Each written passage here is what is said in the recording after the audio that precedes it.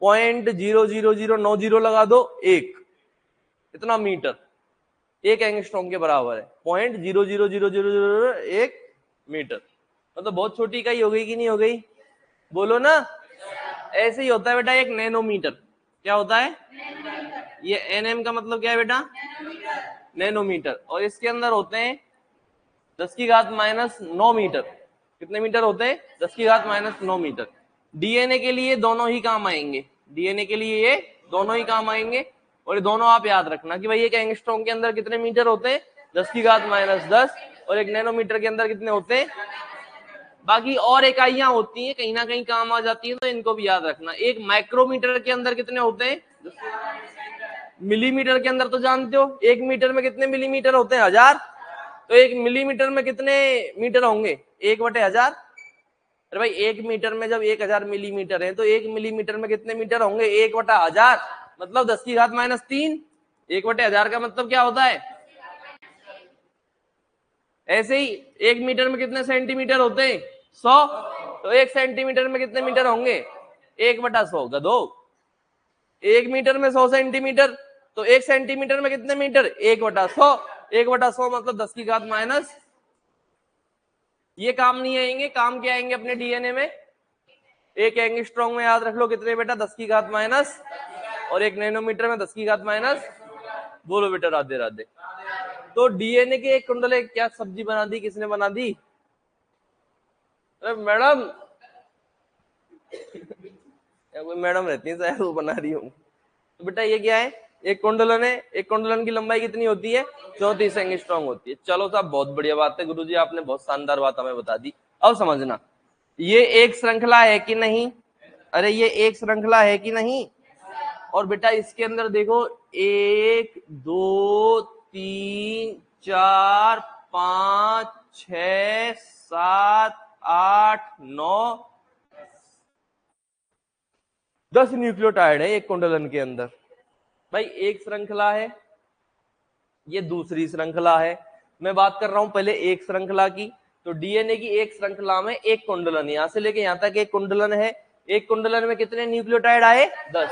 बोलो 1 2 3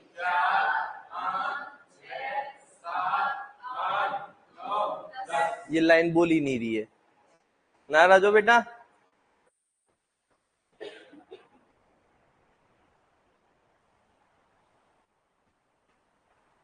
तो बेटा एक कुंडलन है, एक कुंडलन में एक श्रृंखला के अंदर कितने न्यूक्लियोटाइड है?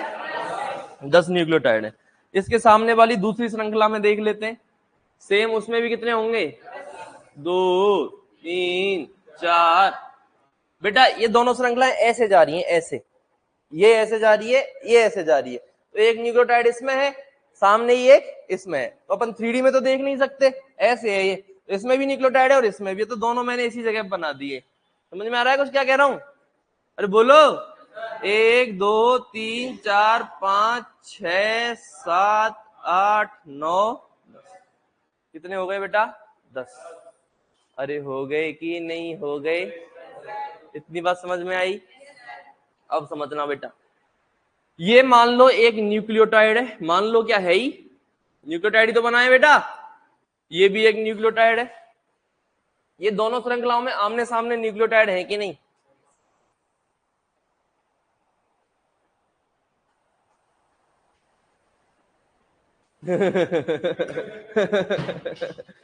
बावड़ी बेटा न्यूक्लियोटाइड ही तो है। बहुचक्री आने लगी अभी से, अभी तो रुको, अभी तो बेटा अभी तो रुको, अभी तो धुआं उठेगा। जेनेटिक्स है इसका नाम। क्या है इसका नाम बेटा? अच्छे अच्छों के जो तोते उड़ा दे उसको बोलते हैं जेनेटिक्स बेटा। तोते समझते हो ना, वो कार्टून में किसी का सिर भिड़ जाता है तो वो ची ची ची ची ची ची ची ची ची ची ऐसे नहीं उड़ते चारों तरफ खोपड़ी के, है ना बेटा? देख इसको पता है। इसके उड़े हुए तोते, तो बेटा इसको तोते उड़ना कहते हैं। क्या कहते हैं इसको? तोते उड़ना। तो बेटा थोड़ा ध्यान रखेंगे तो अपने सब चीज समझ में आएगी। मैं यही तो बोलता आ रहा हूं कल से ही कि डीएनए और आरएनए दोनों न्यूक्लियोटाइड के बहुलक होते हैं, न्यूक्लियोटाइड के बहुलक होते हैं, न्यूक्लियोटाइड के बहुलक होते हैं। और न्यूक्लियोटाइड कितनी चीजों से बना होता है? 3 चीजों से बना होता है। नहीं बताया था? वही न्यूक्लियोटाइड है ये।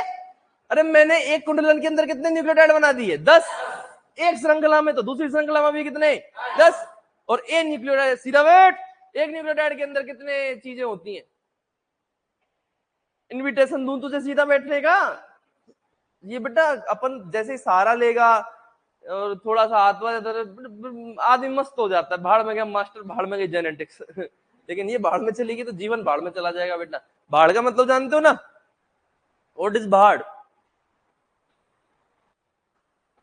क्या है भाड़? है भाड़ मतलब वो जगह जहां जाने के बाद में सत्यानाश हो जाता है देखिए हमने भी नहीं है बेटा। राधे राधे बेटा, राधे राधे। तो कुल मिला के इधर ध्यान दो, है ना, आराम नहीं फरमाना है क्लास के अंदर। क्लास के अंदर एक्टिव जितना ज्यादा रहोगे उतना ज्यादा यहाँ से सीख के जाओगे, जितना ज्यादा यहाँ से सीख के जाओगे घर उतना ही ज्यादा मजा आएगा और समझ में आएगा। घर जितना ज्यादा मजा आएगा समझ में आएगा, तुम्हारा टेस्ट उतना ही अच्छा होगा। टेस्ट जितना अच्छा होगा, यहाँ वाला जितना अच्छा टेस्ट होगा उतनी अच्छी रैंक आएगी, जितनी अच्छी रैंक आएगी उतना अच्छा मोटिवेशन मिलेगा, और जितना अच्छा मोटिवेशन मिलेगा उतनी अच्छी पढ़ाई होगी, और जितनी अच्छी पढ़ाई होगी बेटा उतनी अच्छी तुम्हारे मेन एग्जाम के अंदर रैंक आएगी। जितनी अच्छी रैंक आएगी उतना ही भैया बढ़िया सिलेक्शन होगा, उतना ही मजा आएगा।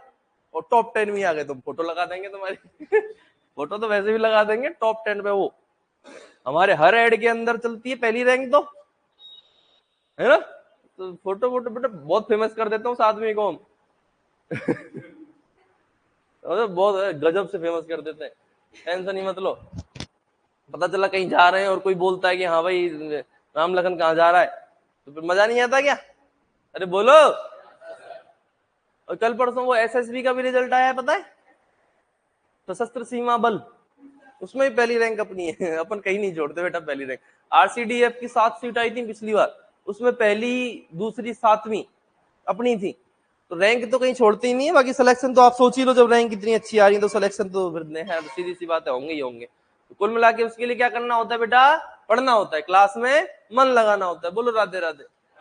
तो बेटा ये एक डीएनए है, आप नए हो आज बेटा, वेरी गुड। तो इधर से समझना अपन जेनेटिक्स पढ़ रहे हैं, डीएनए पढ़ रहे हैं, उसके अंदर ये डीएनए की संरचना मैंने आपके सामने बना रखी है। और डीएनए के अंदर अपन अगर देखें तो ये यहां से लेके यहां तक क्या है? एक कुंडलन है, इसको अपन इंग्लिश में क्या बोलते हैं? हेलिक्स बोलते हैं। और एक कुंडलन की अगर अपन लंबाई बात करें डीएनए के अंदर तो कितनी लंबाई होती है? 34 एंगस्ट्रॉम होती है। और एक एंगस्ट्रॉम में कितने मीटर होते हैं? 10⁻⁻10 मीटर होते हैं। समझ में आया कि नहीं आया? अब मैं आपको एक चीज बता दी है कि भाई डीएनए किसका बहुलक होता है? डीएनए किसका बहुलक होता है? न्यूक्लियोटाइड का। तो बहुत सारे न्यूक्लियोटाइड मिलकर क्या बनाते हैं? पॉलीन्यूक्लियोटाइड। और एक डीएनए में कितनी पॉलीन्यूक्लियोटाइड श्रृंखलाएं होती हैं? कितनी पॉलीन्यूक्लियोटाइड होती है? 2।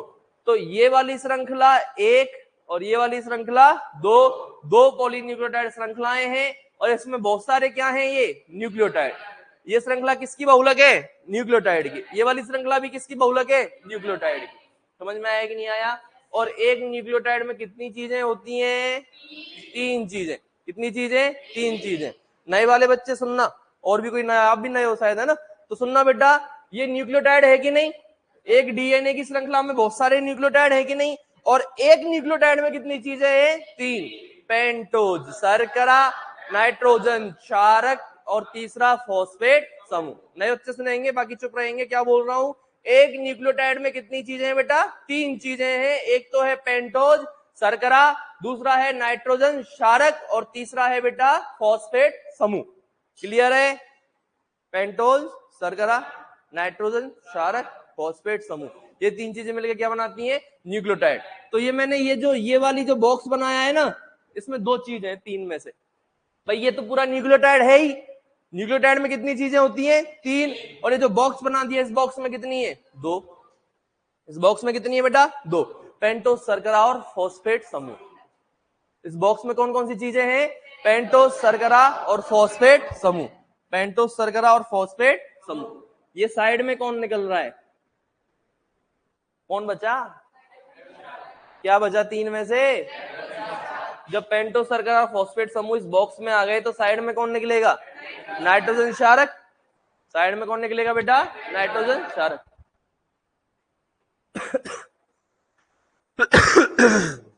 आजा बेटा आजा। सुनील आगे बैठ जा, यहां बैठ जा, इनके पास नहीं बैठ जाएगा।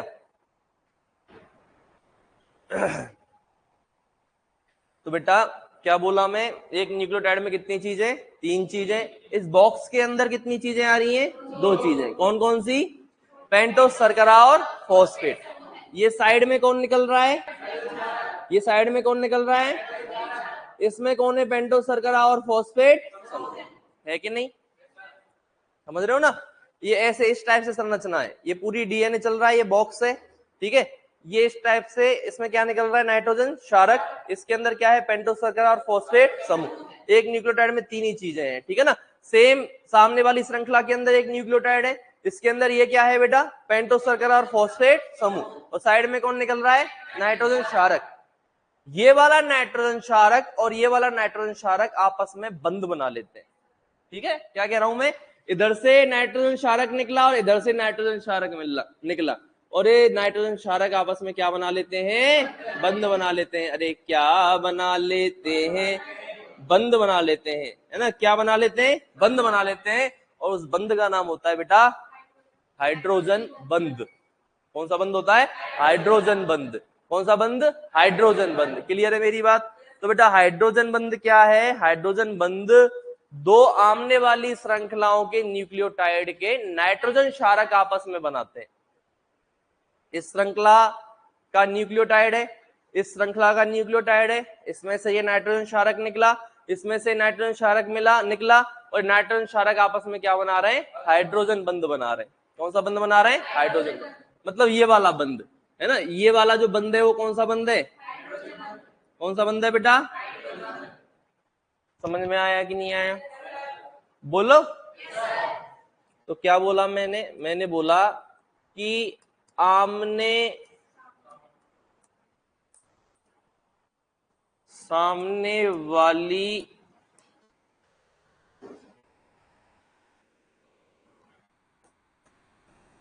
श्रृंखलाओं के न्यूक्लियोटाइड के नाइट्रोजन क्षार आपस में क्या बनाते हैं बेटा, आपस में हाइड्रोजन बंध बनाकर जुड़ते हैं। समझ रहे हो, ये वाली श्रृंखला का ये न्यूक्लियोटाइड है, ये वाली श्रृंखला का ये न्यूक्लियोटाइड है, ये न्यूक्लियोटाइड, ये न्यूक्लियोटाइड, ये न्यूक्लियोटाइड, ये न्यूक्लियोटाइड। न्यूक्लियोटाइड में तीन चीज, एक नाइट्रोजन क्षारक इधर निकला, एक नाइट्रोजन क्षारक इधर निकला, और दोनों श्रृंखलाओं के जो दो न्यूक्लियोटाइड हैं इनके नाइट्रोजन क्षारक आपस में क्या बना रहे हैं, हाइड्रोजन बंध। अंत में आपको ये याद रखना है, इस वाली श्रृंखला का न्यूक्लियोटाइड और इस वाली श्रृंखला का न्यूक्लियोटाइड आपस में क्या बनाते हैं, हाइड्रोजन बंध। हाइड्रोजन बंध किसके मध्य बनता है, नाइट्रोजन क्षारकों के मध्य। किसके मध्य बनता है, नाइट्रोजन क्षारकों के मध्य। और आपको पता है बेटा नाइट्रोजन क्षारक होते हैं चार, AGCT। कल मैंने बताया था, जो नए बच्चे हैं वो समझ लेना, डीएनए में जो नाइट्रोजन क्षारक हैं वो कितने होते हैं बेटा, चार, और आरएनए में भी कितने होते हैं, चार, है ना। एक बार सुनना, बोलेगा कोई नहीं, मेरी बात सुनना बेटा, डीएनए में कितने, चार, आरएनए में कितने, चार। डीएनए में होते हैं AGCT, डीएनए में कौन से होते हैं, AGCT, बजा दो, मैंने कल बताया था AGCT, AG क्या बजा दो, CT बजा दो। ये किसमें, डीएनए में। आरएनए में होते हैं AGCU, AGCU लेटर बताया था मैंने। तो AGCT डीएनए में, AGCU आरएनए में। जो आज आए हैं उनको थोड़ा सा ज्यादा दिमाग लगाना पड़ेगा भाई, समझ रहे हो, थोड़ी सी दिक्कत आज आएगी, कुछ कुछ चीजें मैं कल पढ़ाई हुई बोल रहा हूँ, ज्यादा नहीं पढ़ा अपन ने, 2 ही क्लास लगी है अपनी, है ना। टेंशन में आने की जरूरत आपको नहीं है, बस इतना ध्यान रखो कि मैं थोड़ा बहुत एक्स्ट्रा बोल रहा हूँ, वो आपको दिमाग में रखना है। जैसे मैंने क्या बोला अभी वापस समझना, जो नए बच्चे हैं, एक डीएनए है, क्या पढ़ रहे हैं हम, डीएनए। डीएनए बहुलक होता है न्यूक्लियोटाइड का, पहली चीज ये याद रख लो, रख ली बच्चा, क्या समझा कि एक डीएनए किसका बहुलक है, न्यूक्लियोटाइड का। समझ में आया, ये डीएनए है, इसमें बहुत सारे क्या है, ये न्यूक्लियोटाइड, ठीक है ना। ये क्या है, ये न्यूक्लियोटाइड। एक न्यूक्लियोटाइड में कितनी चीजें हैं, तीन, मैं बोलूंगा, है ना। एक न्यूक्लियोटाइड में कितनी चीजें हैं, तीन, पेंटोज शर्करा, नाइट्रोजन क्षारक, फॉस्फेट समूह। एक न्यूक्लियोटाइड में कितनी चीजें हैं, तीन, पेंटोज शर्करा, नाइट्रोजन क्षारक, फॉस्फेट समूह। अब मैं बात कर रहा हूं नाइट्रोजन क्षारक की। दूसरे नंबर पे क्या बोला हमें, नाइट्रोजन क्षारक। नाइट्रोजन क्षारक होते हैं डीएनए में तो 4, आरएनए में भी 4। डीएनए में होते हैं ए जी सी टी, आरएनए में होते हैं ए जी सी यू। डीएनए में कौन से, ए जी, आरएनए में ए जी। इतनी बात समझ में आई कि नहीं आई, बोलो। बस इतना ही समझो अभी आप। आमने सामने वाली श्रृंखलाओं के न्यूक्लियोटाइड, आमने सामने वाली श्रृंखलाओं के न्यूक्लियोटाइड के नाइट्रोजन क्षारक। न्यूक्लियोटाइड में भी 3 चीजें हैं। अपन किसकी बात कर रहे हैं, नाइट्रोजन क्षारक की। तो आमने वाले सामने वाली जो श्रृंखलाएं हैं, ये देखो, ये आमने सामने वाली श्रृंखलाओं के क्या है, न्यूक्लियोटाइड। न्यूक्लियोटाइड का भी क्या, नाइट्रोजन क्षारक आपस में क्या बना रहा है, हाइड्रोजन बंध का निर्माण कर रहा है। तो आमने सामने वाली श्रृंखलाओं की न्यूक्लियोटाइड का क्या, नाइट्रोजन क्षारक आपस में क्या बना रहा है, हाइड्रोजन बनाकर जुड़ रहा है। अब नाइट्रोजन क्षारक मैंने कितने बताए डीएनए में, 4, ए जी सी टी। तो याद रखना बेटा, साथियों के साथी, राजाओं के राजा, महाराजाओं, मेरे प्रिय विद्यार्थियों, याद रखना कि ए हमेशा जुड़ेगा टी से। वो भी कितने हाइड्रोजन बंध बनाएगा, 2। ए हमेशा किससे जुड़ता है, टी से, कितने हाइड्रोजन बंध बनाकर, 2। और जी हमेशा जुड़ता है बेटा सी से, कितने हाइड्रोजन बंध बनाकर, 3। ए किससे जुड़ेगा, टी से, जी किससे जुड़ेगा, सी से। ए टी के साथ में कितने बंध बनाएगा, 2। जी सी के साथ कितने बनाएगा, 3। सी जी के साथ कितने बनाएगा, टी ए के साथ कितने बनाएगा, 2। ए टी से टी ए से, ए टी से टी ए से कितने बंध बनाएगा, जी सी से सी जी से, जी सी से सी जी से कितने बंध बनाएगा, 3। तो बेटा 2 हाइड्रोजन बंध द्वारा जुड़ते हैं, कौन कौन, ए और जी और सी कितने, 3 हाइड्रोजन बंध द्वारा। अरे इतनी बात समझ में आई क्या, मैंने क्या बोला है अभी तक, यहां से लेके यहां तक ये कुंडलन है, कुंडलन की लंबाई 34 एंगस्ट्रॉम है। नए बच्चे ध्यान रखना, ये डीएनए का एक कुंडलन है, हेलिक्स है, इसकी लंबाई 34 एंगस्ट्रॉम होती है। डीएनए के एक कुंडलन में प्रत्येक श्रृंखला में, याद रखना डीएनए की 2 श्रृंखलाएं होती हैं, 2 में से प्रत्येक श्रृंखला में 10 न्यूक्लियोटाइड पाए जाते हैं। तो दूसरी श्रृंखला में भी कितने पाए जाएंगे, 10। अगर इसमें 10 है तो इसमें भी 10, 10 आमने सामने व्यवस्थित रहते, है ना, 10 न्यूक्लियोटाइड इसके और 10 न्यूक्लियोटाइड इसके, और आमने सामने जो दोनों श्रृंखलाओं के न्यूक्लियोटाइड उपस्थित हैं, उन दोनों श्रृंखलाओं के न्यूक्लियोटाइड का क्या, नाइट्रोजन क्षारक। क्योंकि न्यूक्लियोटाइड में होती हैं 3 चीजें, उसमें से नाइट्रोजन क्षारक आपस में कौन सा बंध बनाता है, हाइड्रोजन बंध। नाइट्रोजन क्षारक होते हैं 4। ए टी से जुड़ेगा हमेशा, टी ए से जुड़ेगा, जी सी से जुड़ेगा, सी जी से। जी और सी के बीच में कितने बंध बोलो, और ए और टी के बीच में कितने, बोलो राधे राधे। इतनी बात समझ में आई क्या, बहुचक्री तो नहीं आई बेटा, बहुचक्री मतलब समझ रहे हो ना, कंफ्यूजन। लो ये लिखो, एक बार मैं चाय पी लूं, चाय वाली, गरम गरम चाय जो तुम्हें नहीं मिलेगी कवाड़े वाली। कौन है कवाड़े वाला बेटा, मैं, और तुम मेरा कवाड़ा हो, बोलो वाह वाह।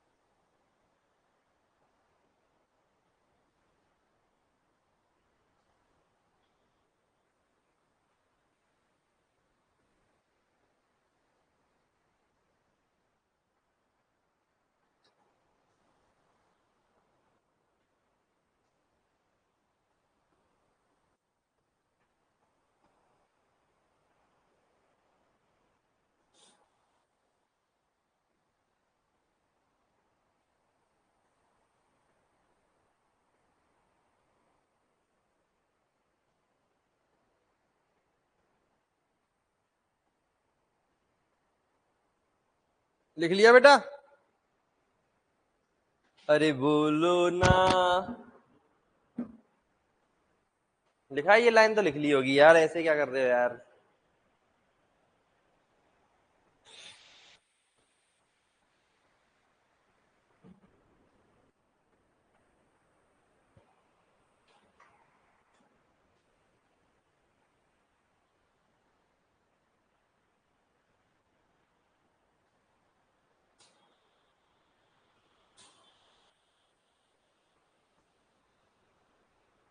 चलें क्या बेटा आगे?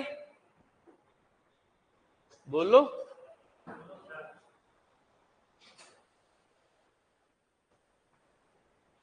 चलो लिखना बंद करो बेटा।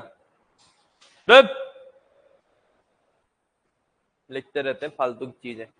तो बेटा क्या समझ में आया? ये वाली लाइन समझ में आ गई? आमने वाली सामने वाली श्रृंखलाओं के जो दो न्यूक्लियोटाइड हैं उनके नाइट्रोजन क्षारक आपस में हाइड्रोजन बंध बनाकर जुड़ जाते हैं। जुड़ गए क्या? अब समझना, बहुत गजब की बात बता रहा हूं। ये तो आमने सामने वाले न्यूक्लियोटाइड के जुड़ने की बात थी। आमने सामने वाले न्यूक्लियोटाइड कौन से बंध से जुड़ रहे हैं? कौन से बंध से जुड़ रहे हैं? अब मैं बात करूंगा एक ही श्रृंखला के दो न्यूक्लियोटाइडों की। वाह! किसकी बात करूंगा? एक ही श्रृंखला के दो न्यूक्लियोटाइडों की। ये एक न्यूक्लियोटाइड है इसी श्रृंखला का, ये दूसरा न्यूक्लियोटाइड है। अरे ये भी तो आपस में जुड़े हुए हैं ना। ये डेडे डेडे डेडे ये भी तो आपस में जुड़े हुए हैं ना बेबा। अरे बोलो, बेबा नहीं बेटा। बोलो बेटा, क्या समझ में आया? एक ही श्रृंखला के दो न्यूक्लियोटाइड भी तो आपस में बंध बना रहे हैं, और इस बंध का नाम पता है क्या है? बता दूं क्या? बहुत बढ़िया बेटा। कॉलेज में पढ़ी थी या कहीं पहले पढ़ के आ गई? कॉलेज में पढ़ ली इतना? अरे वाह बेटा। ऐसा कौन सा कॉलेज, झुंझुनू वाला? पढ़ाते हैं क्या झुंझुनू में? अरे बहुत बढ़िया बेटा, शाबाश। तो कौन सा बंध है ये? फॉस्फोडाई एस्टर बंध।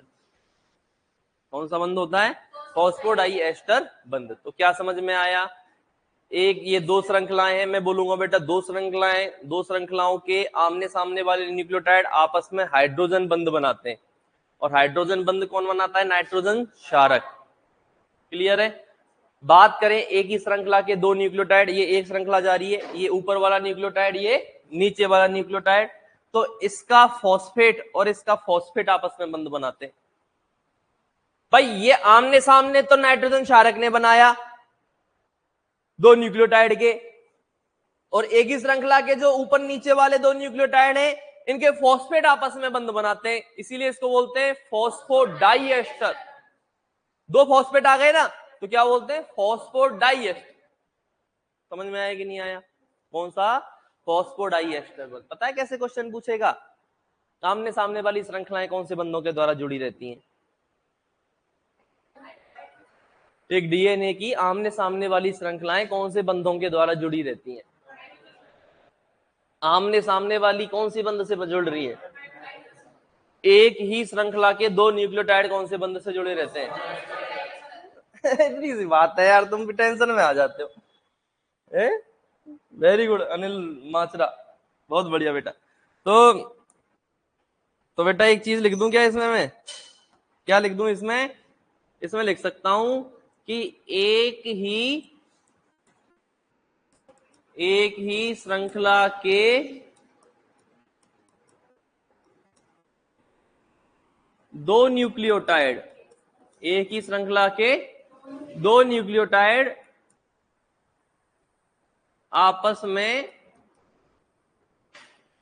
हाइड्रोजन बंध, तो हाँ कौन सा? कौन है बात?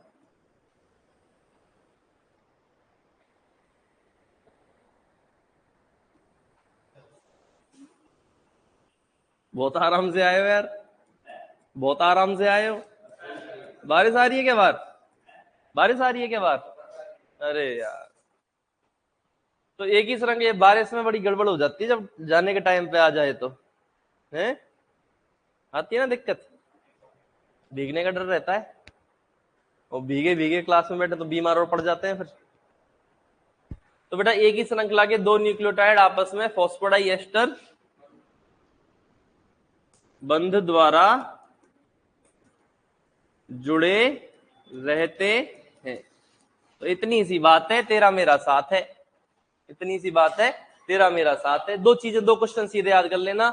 ये आमने वाले सामने वाली श्रृंखलाओं के न्यूक्लियोटाइड तो जुड़ रहे हैं हाइड्रोजन बंध से, दोनों सुनना भाई, तुम अभी आए हो। आमने सामने वाली श्रृंखलाओं के जो न्यूक्लियोटाइड है कौन से बंध से जुड़ रहे हैं? हाइड्रोजन बंध से। एक ही श्रृंखला के दो न्यूक्लियोटाइड किससे जुड़ रहे हैं? फॉस्फोडाइएस्टर बंध से। इतनी बात समझ में आई क्या? अरे आई ना?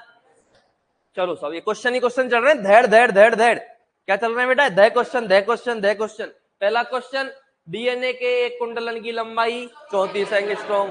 दूसरा क्वेश्चन, डीएनए के एक कुंडलन में 10 दूना 20, एक श्रृंखला में 10 और दूसरी श्रृंखला में 10, कुल न्यूक्लियोटाइड पूछ रहे तो कितने हो गए? अरे बोलो कितने हो गए? 20। लेकिन अगर वो तुमसे पूछ ले कि एक डीएनए के कुंडलन में कितने क्षार युग्म बेस पेयर पाए जाते हैं, ध्यान से सुनना मेरा क्वेश्चन। मेरा क्वेश्चन है कि डीएनए के एक कुंडलन में कितने क्षार युग्म या बेस पेयर पाए जाते हैं? पहला ऑप्शन है 20, दूसरा ऑप्शन है 10, तीसरा ऑप्शन है 5, चौथा ऑप्शन है भाड़ में जाओ हमें नहीं पता। बोलो 10। 10 वाले कौन कौन है? तू भी है? 20 वाले मैं सब में हूं, 20 वाला कोई नहीं, 5। 20 वाली बेटा तू 10 में ही है? अरे वाह बेटा, तब बस। तो बेटा 10 कैसे? नहीं तुम 4 हो जाने, रुको तू बता बेटा, भरतपुर के 10 कैसे? हाथ तो तूने भी खड़ा किया था। अरे अल्लाह, भीड़ में चलन है यार, भीड़ जा रही है वहीं अपन जाएंगे। बता 10 कैसे? इसके ये कुंडलन है, इसमें 10 क्षार युग्म कैसे? आधे से ज्यादा को नहीं पता क्यों है। ऐसे तुक्के चल रहे हैं भाई साहब। निकिता बोल रही है 20, सरोज कुमावत बोल रही है 10। बेटा आंसर जाएगा 10। क्या आंसर जाएगा? 10। समझना कैसे, देखो ध्यान से समझना। क्षार मतलब नाइट्रोजन क्षार, लेकिन वो नाइट्रोजन क्षार की नहीं पूछ रहा। नाइट्रोजन क्षार कितने? 10 नाइट्रोजन क्षारक तो इस न्यूक्लियोटाइड में आ जाएंगे, इस वाली श्रृंखला के में, और 10 आ जाएंगे इसमें। लेकिन ये पूछ रहा है क्षार युग्म।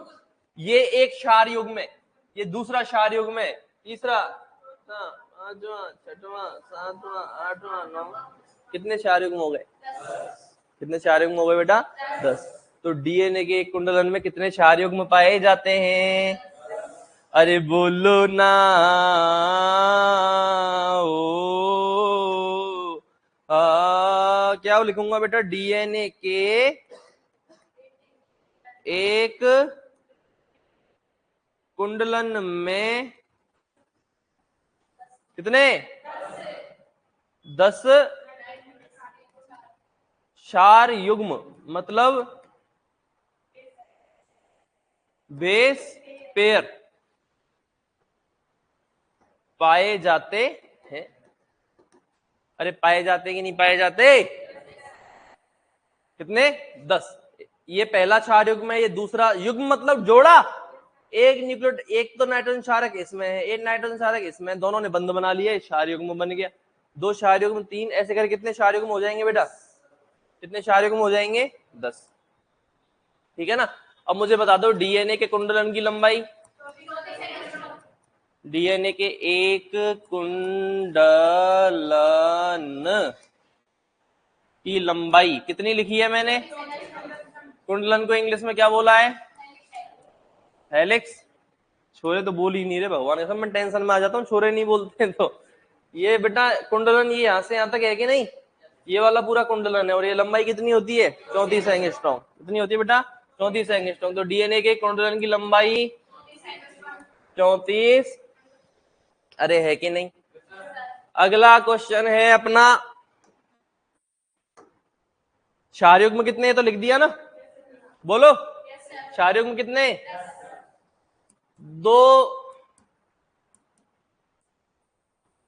क्षार युग्मों के मध्य की दूरी बताओ, 2 क्षार युग्मों के मध्य की दूरी, गलत जवाब,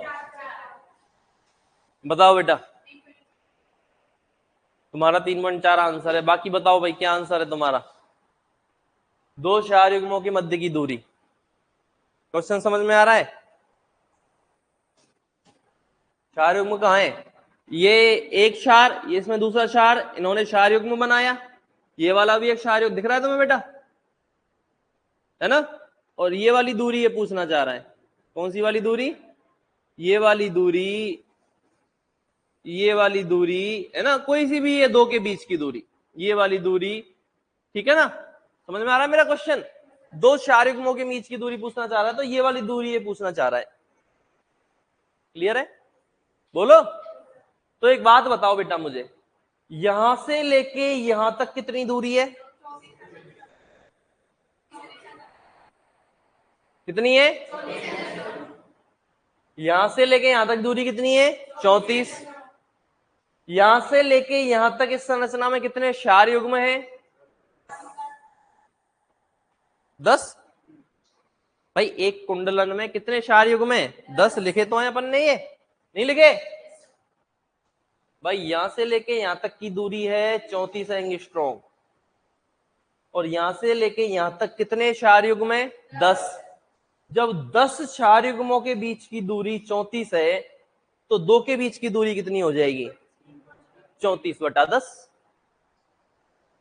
भाई ये पूरी दूरी है 34, ये पूरी दूरी कितनी है 34, कितनी है बेटा ये पूरी दूरी 34, 34 की दूरी है और क्षार युग्म कितने हैं 10, जब 10 के बीच की दूरी आपकी 34 है, तो 2 के बीच की दूरी कितनी हो जाएगी 34/10, भाई 1 2 3 4 5 6 7 8 9 10, 10 की दूरी कितनी हो रही है 34, तो ये वाली दूरी कितनी हो जाएगी 3.4, 34/10, तो 2 क्षार युग्मों के मध्य की दूरी कितनी हो जाएगी 34/10 बराबर 3.4 एंगस्ट्रॉम।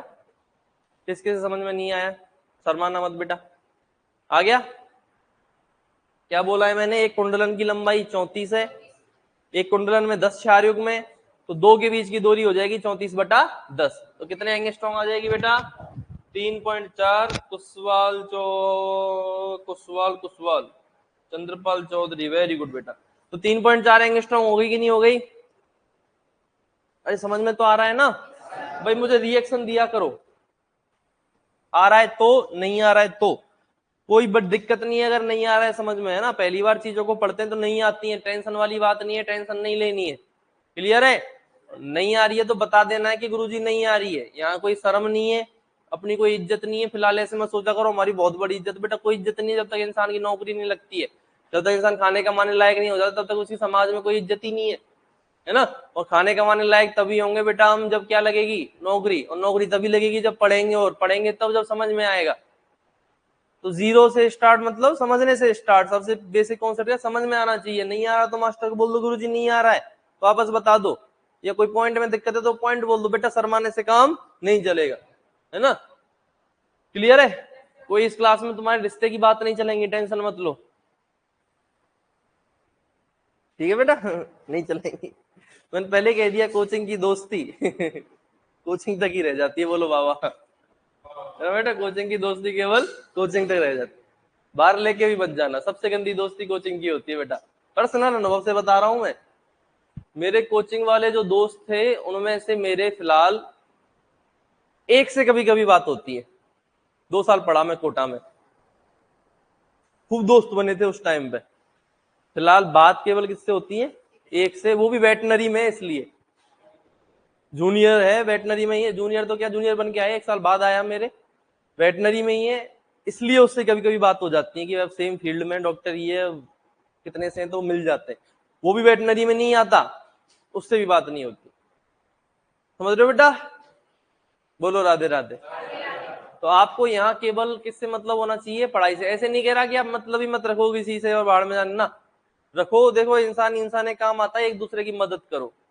टांग खींचने वाला काम नहीं करना है जो ज्यादातर लोग करते हैं अपने कोचिंग टाइम पे। टांग खींचने का काम करते हैं, कंपटीशन होती है, दिक्कत ये है कंपटीशन का माहौल बना दिया जाता है तो टांग खींचने का काम कर। टांग नहीं खींचनी, एक दूसरे की हेल्प करनी है। किसी को कोई टॉपिक समझ में नहीं आ रहा, किसी कोई समस्या आ रही है तो आपस में क्वेश्चन पूछो, समझने की कोशिश करो। नहीं समझ में आ रहा है तो मास्टर से पूछो। ये माहौल तो डेवलप करना पड़ेगा बेटा खुद के अंदर, ठीक है ना? अरे समझ रहे हो ना? जब तक आग आपके अंदर नहीं जलेगी तब तक कुछ नहीं होना। ऐसे बाल झड़ेंगे मेरी तरह, ठीक है? हाँ, मेरा तो बुढ़ापा आ गया। देखो बेटा तुम्हें बता ही दिया, हल्दी घाटी के युद्ध से सेनापति था मैं, तब से लड़ रहा हूँ। उम्र हो गई है तो फिर बाल हो जाएंगे ही, समझ रहे बेटा? हाँ। तो कुल मिला के सीधी सी बात यह है कि यहाँ मन लगा के पढ़ो, जी जान से। आग लगनी चाहिए आपके अंदर की, पढ़ना है, ठीक है? सब कुछ भला हो पाएगा बेटा। रोए मत ना पगले, रोना नहीं है ना, ना मुन्ना, भावुक नहीं होना। सर भावुक हो गया मैं आपकी बातें सुनकर। हो गया? क्या हो गया ये बताऊं? बेटा कुछ नहीं, एक एंगस्ट्रॉम किसके बराबर है? 10 की घात -10, मतलब 0.00 कितनी जीरो? 9 जीरो, फिर 1 0.00000 1 मीटर के बराबर होता है एक एंगस्ट्रॉम। 1 नैनोमीटर 10 की घात -9, मतलब एक के आगे 8 जीरो। एक तो खुद एक हो गया ना, आगे 8 जीरो लगा दो, फिर पॉइंट लगाओ, 0.00001 मीटर। क्लियर है? ये दूरी लिखी है मैंने। तो ये डीएनए तो बहुत छोटा सा होता है ना यार। डीएनए एक कोशिका जो हमें दिखी भी नहीं रही है, उसके केंद्र के अंदर, गुणसूत्र के अंदर डीएनए है। एक चीज पता है ना तुम्हें? नहीं पता तो मैं बता देता हूं कि एक कोशिका होती है बेटा। क्या होती है? कोशिका के अंदर केंद्रक और कोशिका द्रव्य दो चीजें होती हैं। कोशिका के अंदर हो गया क्या? केंद्रक। केंद्रक के अंदर होता है बेटा गुणसूत्र। केंद्रक के अंदर क्या होता है? गुणसूत्र। गुणसूत्र के अंदर होता है बेटा डीएनए, और डीएनए के अंदर होता है बेटा जीन। समझ रहे हो? समझ रहे हो ना? अगली पीढ़ी में क्या जाता है बेटा? गुणसूत्र। अगली पीढ़ी में क्या जाता है? गुणसूत्र। डीएनए अगली पीढ़ी में नहीं जाता। डीएनए थोड़ी जाता है, जाता है क्या? नहीं छोरी, जाता है? बता बेटा, डीएनए अगली पीढ़ी में जाएगा और जीन? अरे गधो और उनकी बहनों, जब गुणसूत्र अगली पीढ़ी में जा रहा है उसी के अंदर तो डीएनए है। तो डीएनए को छोड़ के थोड़ी जाएगा, डीएनए अपने आप चला जाएगा। उसी के अंदर क्या है? जीन। तो अगली पीढ़ी में गुणसूत्र जाते हैं, डीएनए भी जाता है, जीन भी जाता है, क्योंकि गुणसूत्र के अंदर ही है डीएनए और जीन। जूम आउट करो थोड़ा सा बेटा, फोन की स्क्रीन बड़ी कर, इससे ज्यादा जूम क्या करेंगे हम, है ना बेटा? अरे बोलो ना। तो ये आपको याद रखना है सीक्वेंस कि कोशिका के अंदर क्या होता है? केंद्रक। केंद्रक के अंदर गुणसूत्र, के अंदर डीएनए, के अंदर, और ये तीनों चीजें कहां जाती हैं? अगली पीढ़ी में जाती हैं। इनमें से आनुवांशिक पदार्थ का दर्जा किसे दिया गया है? ये रसायन है, क्योंकि क्या है ये? रसायन। तो इसको दर्जा दिया गया है आनुवांशिक पदार्थ का। वैसे यही गुणसूत्र है और यही क्या है? जीन है। गुणसूत्र और डीएनए में इतना सा फर्क है, गुणसूत्र के अंदर डीएनए होता है, गुणसूत्र के अंदर डीएनए के अलावा कुछ चीजें और होती हैं। गुणसूत्र और डीएनए में क्या फर्क है कि गुणसूत्र में डीएनए के अलावा कुछ चीजें और होती हैं, बाकी गुणसूत्र का भाग ही है डीएनए। डीएनए पाया ही किसके अंदर जाता है? गुणसूत्र के अंदर। अरे बोलो ना, आई बात समझ में बेटा? तो वही बात मैं कह रहा हूं, यहाँ पे इतना सा छोटा सा केंद्र के अंदर गुणसूत्र के अंदर डीएनए, ये तो बहुत छोटी सी इकाई, और उसका भी एक कुंडलन, तो बहुत छोटा हो गया कि नहीं हो गया? बस, तो ये 34 एंगस्ट्रॉम होता है, मतलब समझ रहे हो? बहुत छोटा है ना, 0.00007 जीरो लगा दो इसके आगे, इतना मीटर। क्लियर है? क्लियर है कहानी बेटा? Very good. अब वापस आ जाओ। तो डीएनए के कुंडलन की लंबाई कितनी है? ठीक है, ये है डीएनए का व्यास। ये क्या है बेटा? डीएनए का व्यास। और ये व्यास कितना होता है? 20 एंगस्ट्रॉम। ये दूरी मैंने अभी बताई दी आपको, ये वाली दूरी कितनी है 3 ये यहां से लेके यहां तक दूरी कितनी है 34, दो के बीच की दूरी 3.4, डीएनए का व्यास 20 एंगस्ट्रॉम। डीएनए का व्यास कितना है 20 एंगस्ट्रॉम। बोलो बेटा राधे राधे, श्याम मिला दे, बोलो श्याम मिला दे। ताऊ जी का भैया, ताऊ जी का नहीं बेटा, दाऊ जी का भैया, कृष्ण कन्हैया समझ रहे हो ना बेटा, दाऊ जी कृष्ण जी के बड़े भाई थे। बोलो। तो बेटा दो शारीरिकों के बीच की दूरी कितनी हो गई 3.4 एंगस्ट्रॉम। और अगर क्वेश्चन, सारे क्वेश्चन चल रहे हैं दह क्वेश्चन, डीएनए का व्यास वो तुमसे पूछ ले, डीएनए का व्यास वो तुमसे पूछ ले, व्यास को क्या बोलते हैं डायमीटर। तो ये कितना होता है। एक क्वेश्चन और बनता है, इस बार टेस्ट में भी आया था, टेस्ट तो तुमने इस बार का दिया नहीं है। डीएनए में दो शर्कराओं के मध्य की दूरी, डीएनए में दो शर्कराओं के मध्य की दूरी, ये याद रखना बेटा कितनी होती है 11.1 एंगस्ट्रॉम। मैं बता देता हूं कौन सी दूरी है। एक बात बताओ तुम मुझे, बताओ ध्यान से बताना, ये एक शर्करा है, इसके अंदर भाई ये न्यूक्लियोटाइड है, न्यूक्लियोटाइड के अंदर तीन चीजें होती हैं, नाइट्रोजन क्षारक तो साइड में निकला था, उसने हाइड्रोजन बंध बना लिया, इसके अंदर दो चीजें हैं, शर्करा और फॉस्फेट, इसके अंदर भी शर्करा और फॉस्फेट। तो इसकी जो शर्करा है और इसकी जो शर्करा है उनके मध्य की दूरी कितनी होती है 11.1 एंग। बोलो ना, बोलो बेटा, है कि नहीं, बोलो। है ना, तुम नाजुक सी आंखों को लेके, नाजुक से मन को लेके मत आया करो, ये दुनिया बड़ी जालिम है, इस दिल को और मन को दोनों को तोड़ देगी। है ना, परेशान से लग रहे हो यार सारे, यार मैं नहीं पढ़ा रहा, लाचार बेबस परेशान से क्यों लग रहे हो यार, तो मन नहीं लगता ना शुरू शुरू में जब आते हैं, यही चेहरे क्या खिलखिला उठेंगे तुम्हारे 1 महीने बाद होता है शुरू शुरू में जब जयपुर आते हैं ना, बड़ा दिक्कत आती है। एक्लिमेटाइज हो गए थे, घर के घर ही थे सारे, बाढ़ में तो नहीं थे ना, घर ही थे। घर से जब जयपुर में आते हैं शुरू शुरू में दिक्कत आती है, मन नहीं लगता, मम्मी की याद आती है, भाई की याद आती है, पापा की याद आती है? लड़कियों को तो पापा की याद आती है और लड़कों को मम्मी की याद आती है। यही होता है बेटा, लड़के मम्मी के करीबी ज्यादा होते हैं और लड़कियां पापा की ज्यादा करीबी होती है कि नहीं। शुरू शुरू में समस्या आती है, क्या कह रहा है कि नहीं अरे साहब हमें ना आवे काऊ की याद ऐसी बातें मत करो सर, रो देंगे हमें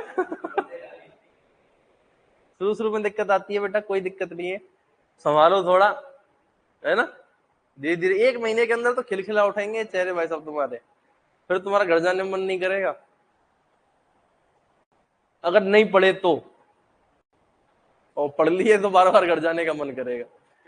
पढ़ाई ऐसी चीज है बेटा जो थोड़ा सा डिप्रेशन नाम की चीज लाती है ना, पर सारी चीजों को जो मैनेज करके जो आगे बढ़ता जाएगा ना, जीत उसी की होगी, समझ रहे हो, जीत किसकी होगी, उसी की होगी जो सारी बाधाओं को एक एक करके ठोकर मारता जाए, हट हट जीतेगा वही। क्योंकि डार्विन ने एक चीज बोली थी, सर्वाइवल ऑफ द फिटेस्ट, इस नेचर के हिसाब से जो सबसे ज्यादा फिट होगा वही सरवाइव करेगा। सर्वाइव क्या, सर्वाइवल के लिए तो नौकरी चाहिए हमें, अरे नौकरी क्यों करनी है, सर्वाइवल के लिए तो करनी है, पैसा पैसा आएगा तो सर्वाइव कर पाएंगे। सर्वाइवल की सबसे जरूरी आवश्यकता क्या है, लोग कहते हैं कि पैसा भगवान नहीं है, भगवान का मतलब क्या है, जो हमारे लिए कुछ बढ़िया करे। भगवान को हम क्या मानते हैं कि भाई हम भगवान की पूजा करेंगे, अर्चना करेंगे, भगवान को याद करेंगे तो हम बुरे कर्म नहीं करेंगे, हमें अच्छा चीजें जिंदगी में मिलेंगी और फिर मोक्ष की प्राप्ति हो जाएगी, इसके लिए तो करते हैं, यही तो भगवान है। अरे बोलो, बस तो यहाँ का भगवान पैसा है, भगवान से भी हम पैसा ही मांगते हैं, नौकरी मांग लो, बेटी के लिए लड़का मांग लो, बेटे के लिए बहू मांग लो, सबके पीछे क्या है, कहीं ना कहीं लास्ट में तो क्या चाहिए, एट द लास्ट क्या चाहिए, पैसा। तो पैसा भगवान है, अगर श्री राम पैसा नहीं है तो श्री राम का दूसरा रूप पैसा है, ये मानना पड़ेगा। क्या कह रहा बेटा, हाँ समझ रहे हो ना बेटा, पैसा भगवान है, कई चीजों में। चाहे आपको इलाज कराना हो तो पैसा चाहिए, खाना खाना हो तो पैसा चाहिए, कपड़ा पहनना हो तो पैसा चाहिए, समझ रहे हो ना। इधर उधर कहीं जाना भी हो तो भी क्या चाहिए, पैसा चाहिए। तो यार कैसे नहीं है पैसा भगवान, क्यों ना भागे इंसान पैसे के पीछे। लोग कहते हैं कि तुम पैसे के पीछे पागल हो, पैसे के पीछे पागल हो। माहौल ही ऐसा, बिना पैसे कुछ हो ही नहीं रहा है, आदमी पल के नहीं झपक पा रहा है बिना पैसे के। क्यों चिंता ना करें पैसा की, है ना, करनी पड़ती है बेटा, क्योंकि बिना पैसे के ना हमारी इज्जत है ना हमारे माँ बाप की इज्जत है। जब हमारी और हमारे माँ बाप की इज्जत नहीं है तो सबसे बड़ा नुकसान तो यही हो रहा है बिना पैसे के। इसलिए क्या जरूरी है बेटा जिंदगी में, पैसा।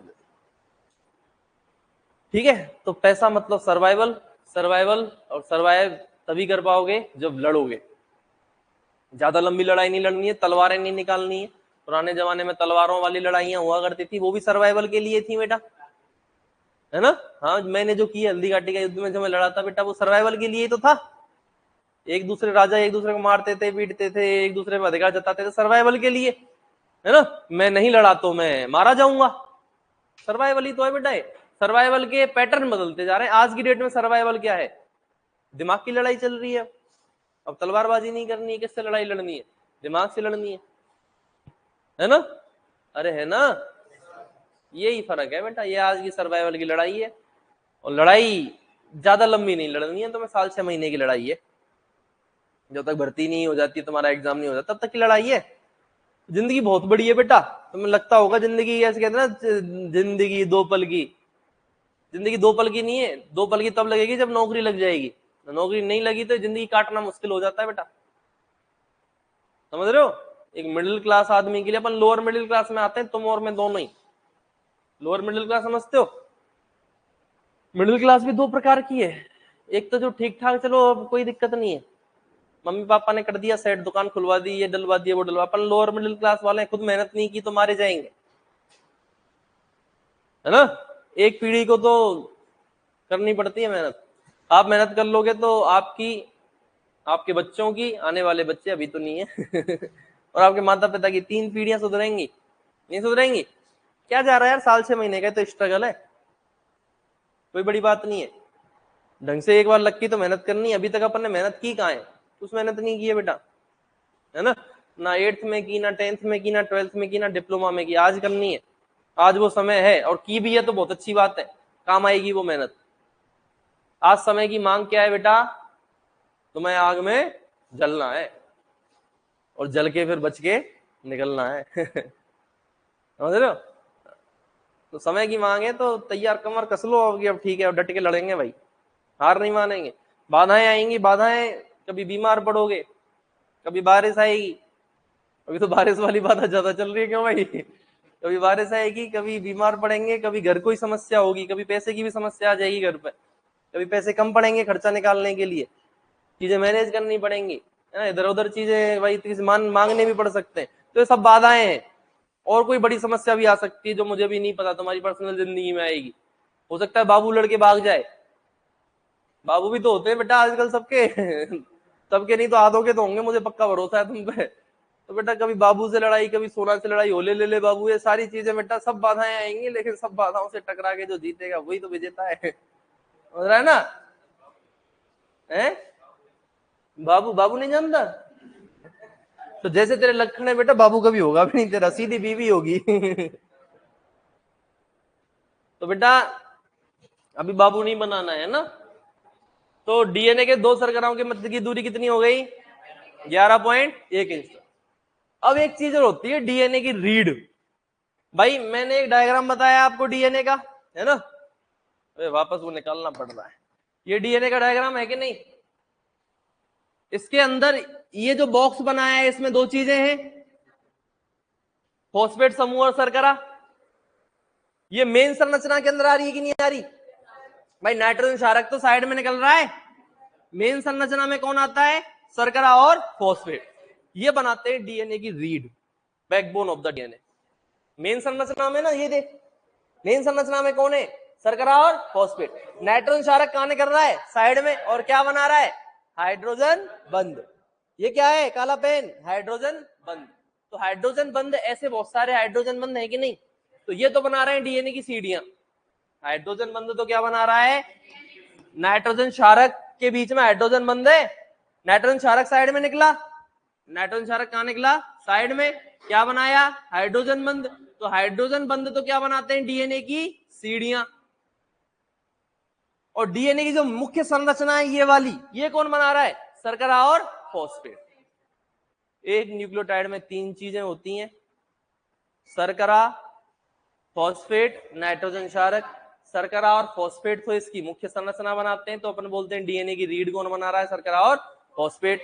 नाइट्रोजन क्षारक साइड में निकल के हाइड्रोजन बंध बनाता है, तो इसमें जो सीढ़ियां बन रही हैं ये day day day day day day day, ये सीढ़ियां कौन बना रहा है, नाइट्रोजन। तो क्या बोलूंगा मैं, बोलो बेटा क्या बोलूं मैं, डीएनए की रीढ़, क्या, रीढ़ की हड्डी मतलब बैक बोन, डीएनए की बैकबोन कौन बना रहा है, शर्करा तथा कौन सा समूह, अरे कौन सा समूह, हो हा। डीएनए की सीढ़ियां, सीढ़ियां मतलब स्टेप्स, सीढ़ियां मतलब स्टेप, ढे ढे ढे ढे, है ना। स्टेप्स कौन बनाता है बेटा, नाइट्रोजन क्षारक, क्योंकि नाइट्रोजन क्षारक आमने सामने हाइड्रोजन बंध बना के एक सीढ़ी बना देते हैं। क्लियर है।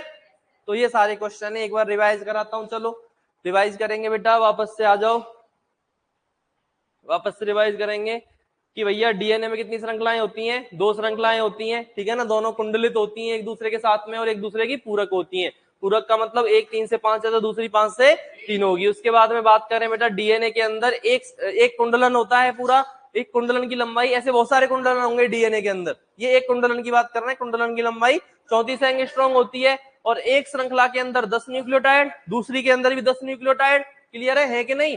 और आमने सामने श्रृंखला के जो न्यूक्लियोटाइड हैं उनके नाइट्रोजन क्षारक आपस में हाइड्रोजन बंध बनाते हैं। AT से 2 हाइड्रोजन बंध बनाता है, GC से 3 हाइड्रोजन बंध बनाता है कि नहीं बनाता, अरे बोलो। अब जब इन्होंने क्या बना लिए, हाइड्रोजन बंध बना दिए, तो इनको क्षार युग्म बोलेंगे बेटा, कि ये एक क्षार युग्म, 2 क्षार युग्म के कितने क्षार युग्म हो जाएंगे कुंडलन के अंदर, 10 क्षार युग्म हो जाएंगे। 2 क्षार युग्मों के बीच की दूरी पूछे तो बेटा पूरे की दूरी 34 है, तो 2 के बीच की दूरी 34/10, 3.4 एंगस्ट्रॉम हो जाएगी, ठीक है ना। नाइट्रोजन क्षारक आपस में हाइड्रोजन बंध बनाते हैं तथा एक ही श्रृंखला के 2 न्यूक्लियोटाइड आपस में फॉस्फोडाइएस्टर बंध के द्वारा जुड़े रहते हैं। अरे भाई 2 श्रृंखलाओं के न्यूक्लियोटाइड तो आपस में हाइड्रोजन बंध द्वारा, और एक ही श्रृंखला के 2 न्यूक्लियोटाइड आपस में फॉस्फोडाइएस्टर बंध के द्वारा जुड़े रहते हैं। अरे बोलो, एक हेलिक्स की लंबाई 34 एंगस्ट्रॉम, 2 बेस पेयर के बीच की लंबाई 3.4, 2 शर्कराओं के बीच की लंबाई कितनी है बेटा, और व्यास, डीएनए की रीढ़ कौन बना रहा है, और जो स्टेप्स है सीढ़ियां है वो कौन बना रहा है, बोलो राधे राधे, बोलो बांके बिहारी लाल की जय। लिखो, जो नए बच्चे हैं वो ये भी लिख लो, ये थोड़ी लिखा है, और कौन आया था बाद में, लिख लो ये फटाफट, ये भी लिखो।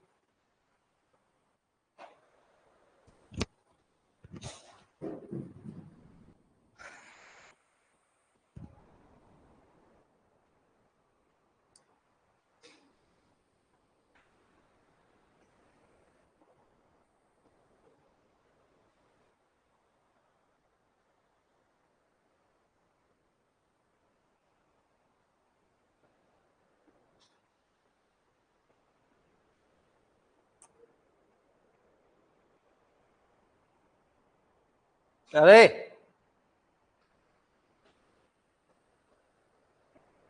हैं, लिख लिया,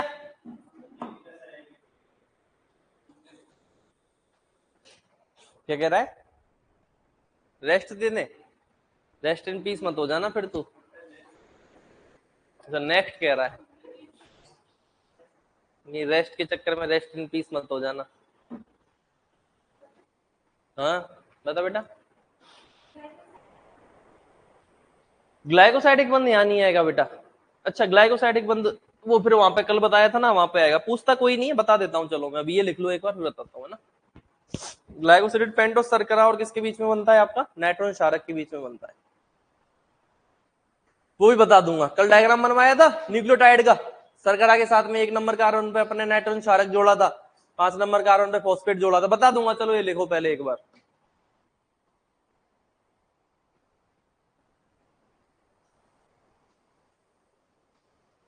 चलें आगे।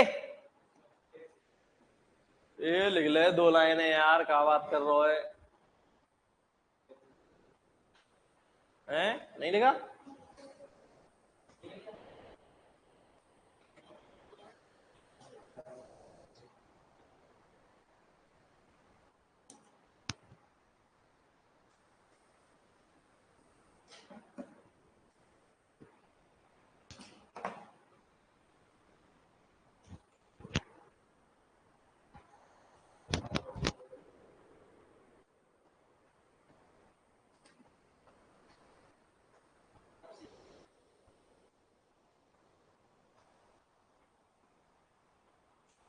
बैठ जा।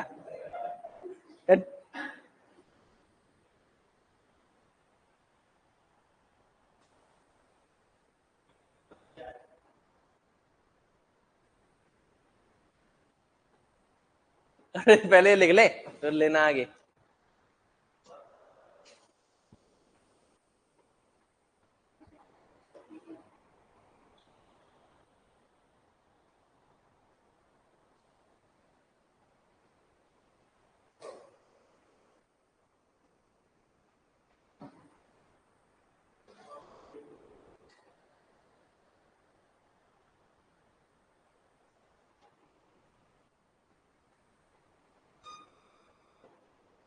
बात नहीं,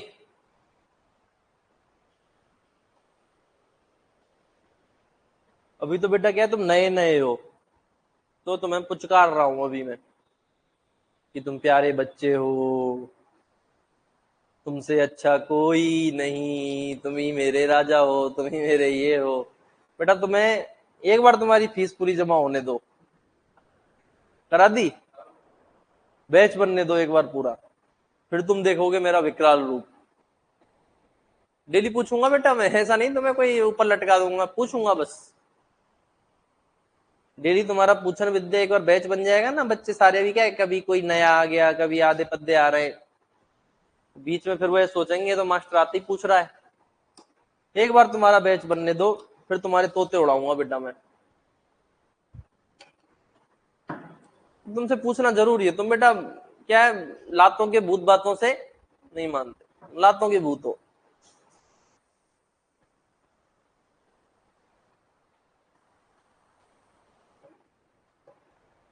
ये क्या बनाया है तूने, डीएनए है?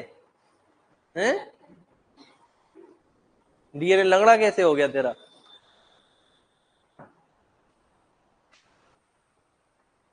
लड़कियां तो बढ़िया डायग्राम बनाती, मैंने सुना था बनाती हैं। ये क्या बना दिया तूने? खुद डीएनए साला मर जाए, सुसाइड कर ले डायग्राम देख के। ऐसा तो नहीं था मैं। अरे बोलो बेटा है कि नहीं?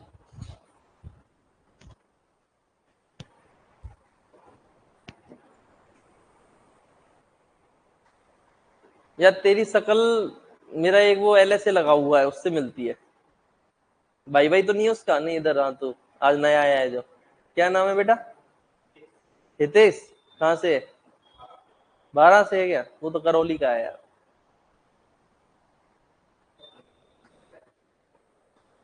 हैं? कृष्णा कॉलेज का है ये? 12 का पहले है, 12 का ही है राम लखन गुर्जर भी, जो पहली रैंक थी।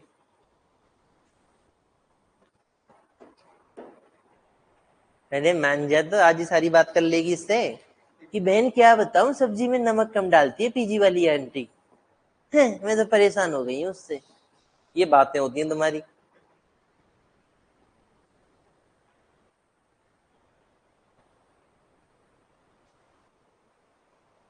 लड़कों की बातें पता क्या होती हैं?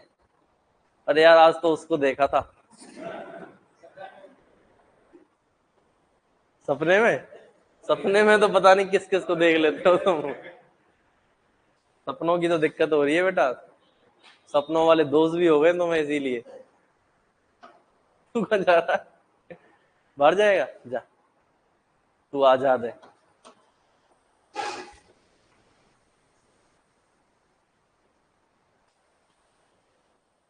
जल्दी लिखो यार, अब बच्चों की तरह लिखते हो। मैं बोर हो जाता हूँ जब लिखते हैं बच्चे।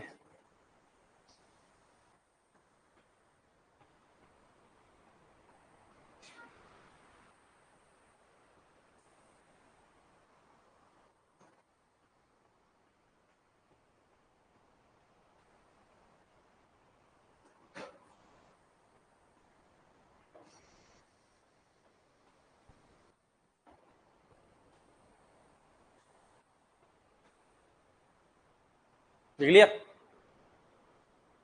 चले भाई आगे।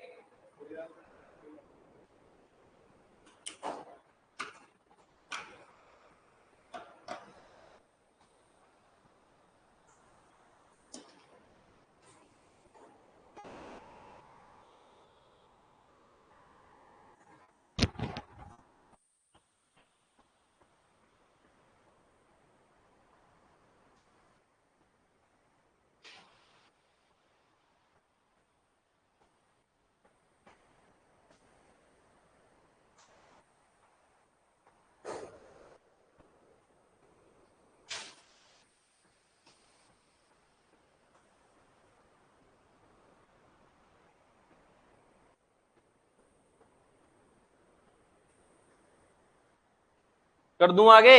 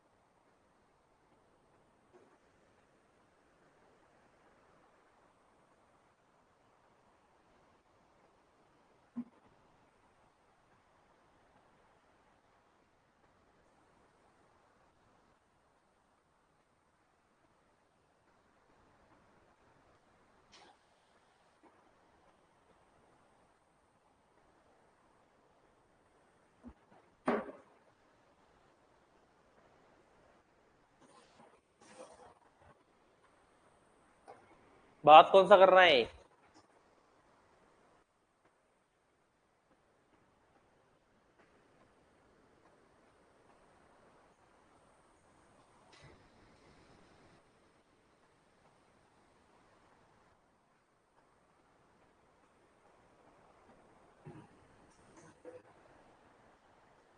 क्या है फोन में?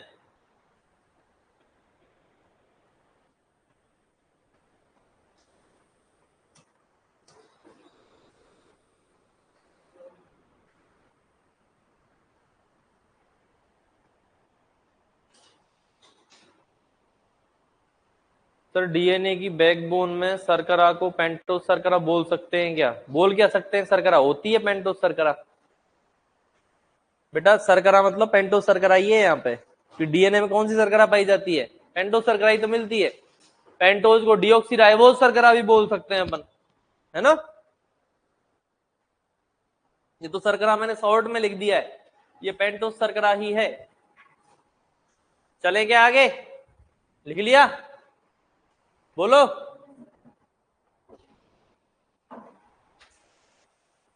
सबने? ये भी लिख लो।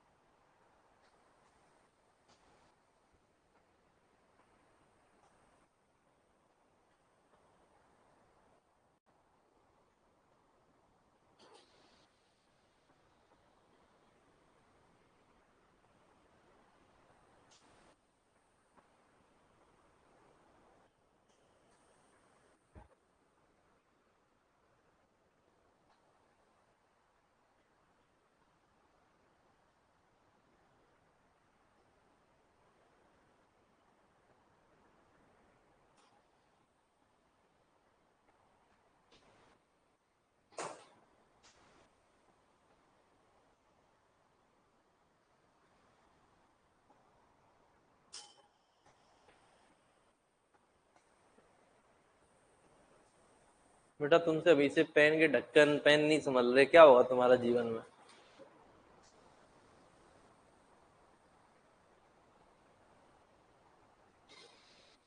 चले? ये भी लिख लेना भाई बॉक्स में।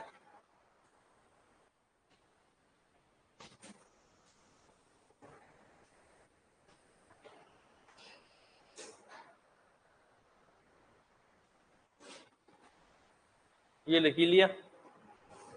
चलो भाई, अब है इसके डीएनए के अंदर ही पढ़ रहे हैं, है ना?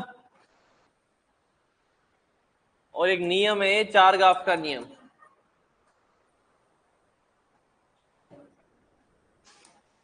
किसका नियम है बेटा?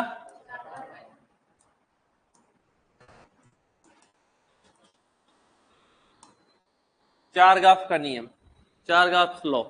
ठीक है, इस नियम के लिए पहली चीज तो याद रखनी है बेटा, पहला क्वेश्चन तो यही बनता है इसमें से कि चारगाफ का नियम केवल और केवल किस पर लागू होता है? केवल डीएनए पर लागू होता है, आरएनए पर लागू नहीं होता। किस पर लागू होता है बेटा? केवल डीएनए पर लागू होता है। चारगाफ बोलता क्या है? चारगाफ कहता क्या है? चारगाफ कहता है कि एक डीएनए में सदैव, क्या कहता है? एक डीएनए में सदैव, कोई भी डीएनए उठा लेना, किसी का भी डीएनए उठा लेना, कहीं से भी डीएनए उठा लेना, एक डीएनए में सदैव जो प्यूरिन न्यूक्लियोटाइड की मात्रा है, किसकी मात्रा है बेटा? प्यूरिन न्यूक्लियोटाइड की मात्रा सदैव बराबर होगी किसके बेटा? पिरिमिडीन न्यूक्लियोटाइड के बराबर होगी।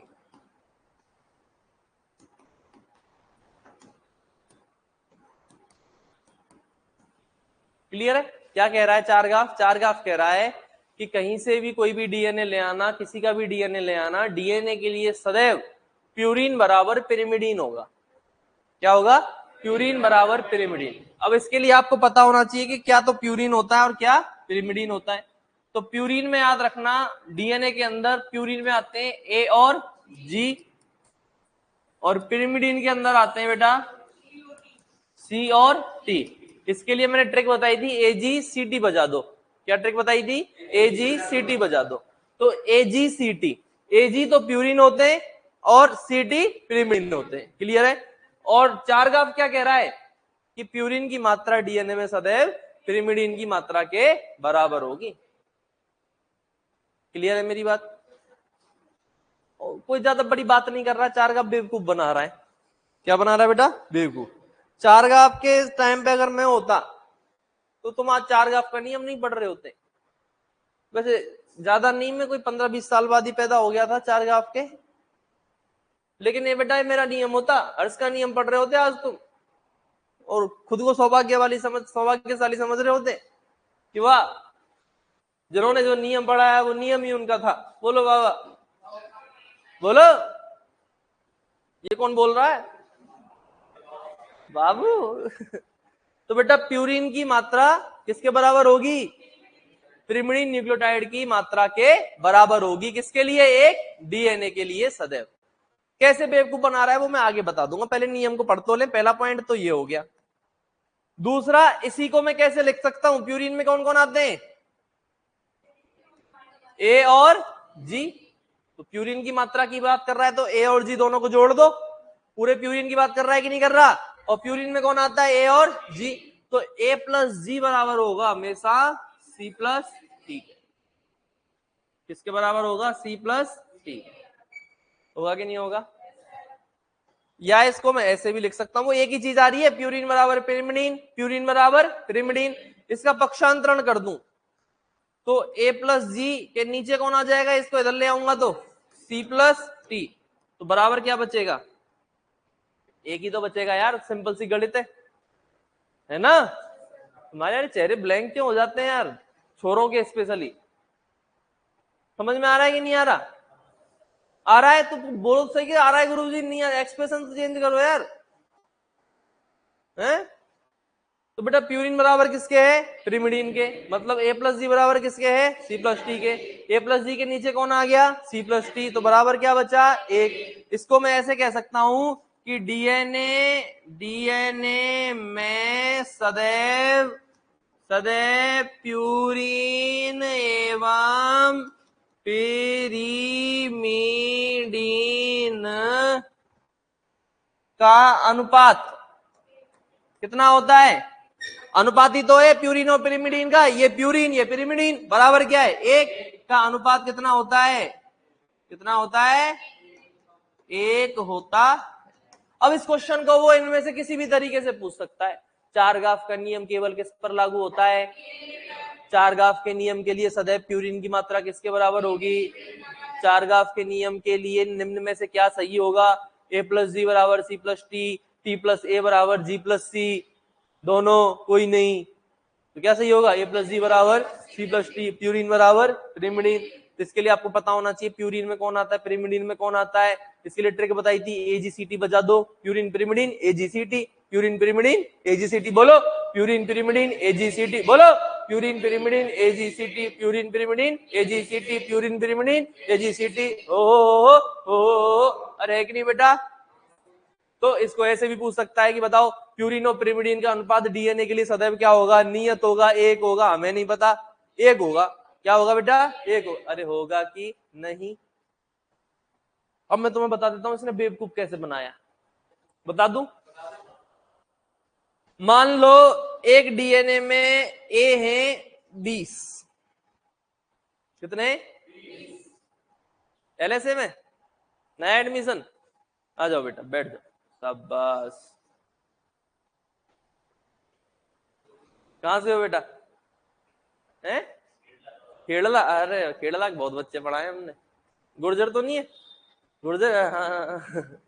दुनिया भर के एलएसए लगा दिए, दुनिया भर के सुपरवाइजर लगा दिए हमने, है ना? सर ने बोला होगा ना, खूब लगाए हमने, इसलिए बोला है। केरला के बहुत बच्चे आते तुम्हारे सुपरवाइजर, नौकरी खूब है तुम्हारे गांव में, है ना?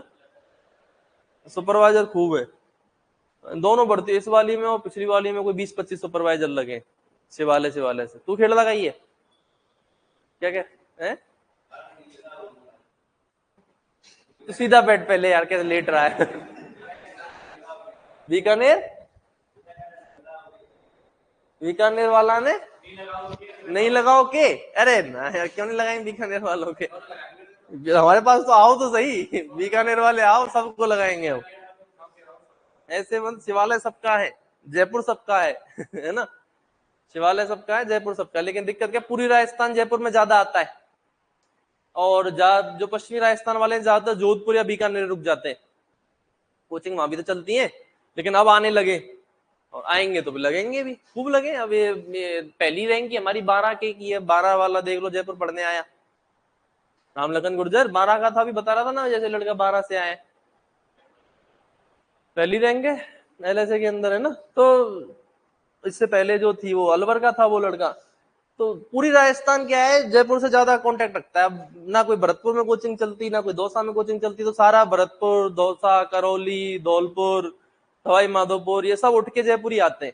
लेकिन इधर ऑप्शन है लोगों के पास, तो फिर कई बार वो वहीं रुक जाते हैं, है ना। लेकिन उनको समझ में आ गया कि ढंग से अगर माहौल देखना है, माहौल देख के पढ़ाई करना है, पढ़ाई का असली माहौल देखना है, कंपटीशन का मतलब समझना है, तो हमें जयपुर चलना पड़ेगा। हाँ, कि असली जो गुड़ गोबर होता है सारी चीजों का, वो होता कहाँ है, जयपुर में राजधानी है भैया, समझ रहे हो ना। हाँ, क्योंकि हम कोई छोटी कोचिंग में अगर कोचिंग करके अपन कंपटीशन को नहीं समझ पाते हैं बेटा, कई बार किस लेवल की हमें प्रतिस्पर्धा को झेलना है ना। यहाँ शिवालय की कंपटीशन से ही आप समझ जाओगे कि हाँ भाई बच्चा किस लेवल पे पढ़ रहा है, समझ रहे हो। यहीं के ज्यादा दूर नहीं जाना आपको, यहीं की कंपटीशन, क्योंकि आधे सिलेक्शन हम ही दे रहे हैं। 1436 से थे तो लगभग 500 सिलेक्शन एलएसए के शिवालय से ही थे पिछली भर्ती में। इस बार और ज्यादा देंगे, इस बार हम और ज्यादा संख्या में बच्चों को पढ़ा रहे हैं। अभी हम 600-700 बच्चों को पढ़ा चुके इस भर्ती के लिए, समझ रहे हो ना। अरे बोलो बेटा, सब बस है ना। तो ये वाली चीज है। बीकानेर के बच्चे भी हमारे पास खूब आते रहे हैं। तुम प्रॉपर बीकानेर के रहने वाले हो क्या, कौन सी जगह के हैं? आवाज ही नहीं आई। प्रॉपर बीकानेर के ही हो, कौन सी कॉलोनी? जेएनवी के होगा, जय नारायण व्यास कॉलोनी के। जेएनवी में पढ़ाया है मैंने, वो अल्फा मेंटर्स क्लासेस चलती है। तो अल्फा मेंटर्स में मैंने पढ़ाया है। बीकानेर में रिवॉल्यूशन एक कोचिंग चलती है, उधर क्या नाम है यार, उस जगह के नाम भी भूल गया मैं, 4 साल हो गए। वेट सक्सेस तो अनिल हर्षबोस चलाते हैं, सीनियर ही तो है मेरे वो। तो बीकानेर से डिग्री की है मैंने। पढ़ाना जो है मेरा जिंदगी का, पढ़ाना शुरू ही मैंने बीकानेर से किया है। सेकंड ईयर से मैं पढ़ाने लग गया था। सीबीएस बीकानेर से मेरी डिग्री है। हम रहते थे हनुमान हत्ता में, रामदेव जी के मंदिर के पीछे। हनुमान हत्ता है ना कोर्ट के पास में, उधर ही रहते थे। तो आ जाओ बेटा। क्या लिख दिया तूने इतनी देर में?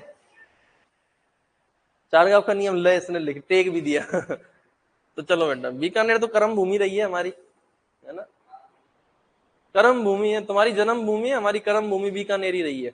बीकानेर का भी पानी, जहाँ से डिग्री अपन करते हैं ना, उस जगह से स्पेशल लगाव हो जाता है। तो हमारी 5 साल गुजारे भाई बीकानेर के अंदर। बोलो राधे राधे।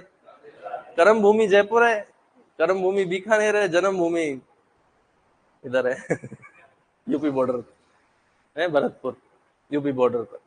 तो चलो बेटा शुरू करते हैं। अरे अरे रुक जाओ रे, तुम तो यार लिखने के लिए मर रहे हो। बातें ऐसी कर रहा है मास्टर, है काम की बातें बेटा सुनो। इन बातों में ही रस है, इन बातों से ही सीखोगे, इन बातों से ही पढ़ोगे। ये बातें वेस्ट नहीं है। इसी बात पे बेटा समझो इधर, मान लो कि किसी डीएनए, सुन ले, मान ले डीएनए में कितने हैं, 20 एडेनिन है। क्लियर है? डीएनए में हमेशा ए के सामने कौन आता है? ए किससे जुड़ता है? जी से जुड़ता है। और सी किससे जुड़ता है? टी से जुड़ता है। और मैं तो बेवकूफ हूं जो तब से लिखता आ रहा हूं कि एडेनिन थाइमिन के साथ में 2 हाइड्रोजन बनाता है, और गुआनिन साइटोसिन के साथ में 3 हाइड्रोजन बंध बनाता है ना। अरे गधो, ए किससे जुड़ता है हमेशा? और जी किससे जुड़ता है? सी किससे जुड़ता है? अगर कहीं डीएनए में जी आ गया तो उसके सामने हमेशा कौन होगा? टी आ गया तो कौन होगा? ए आ गया तो कौन होगा? अरे आएगा कि नहीं आएगा? क्लियर है मेरी बात? तो इतनी सी बात कहना चाह रहा हूं मैं। ये डीएनए है। क्या है बेटा ये? डीएनए। अगर यहाँ ए आ गया ना तो यहाँ कौन आएगा? यहाँ जी आ गया ना, कौन आएगा? सी। कौन आएगा? यहाँ पे मान ले सी आ गया तो कौन आएगा इधर? टी आ गया तो कौन आएगा? जी आ गया तो कौन आएगा? सी आ गया तो कौन आएगा? ए आ गया तो कौन आएगा? टी आ गया तो कौन आएगा? जी आ गया तो कौन आएगा? टी आ गया तो कौन आएगा? ए आ गया तो कौन आएगा? सी आएगा तो कौन आएगा? आ गया कि नहीं आ गए?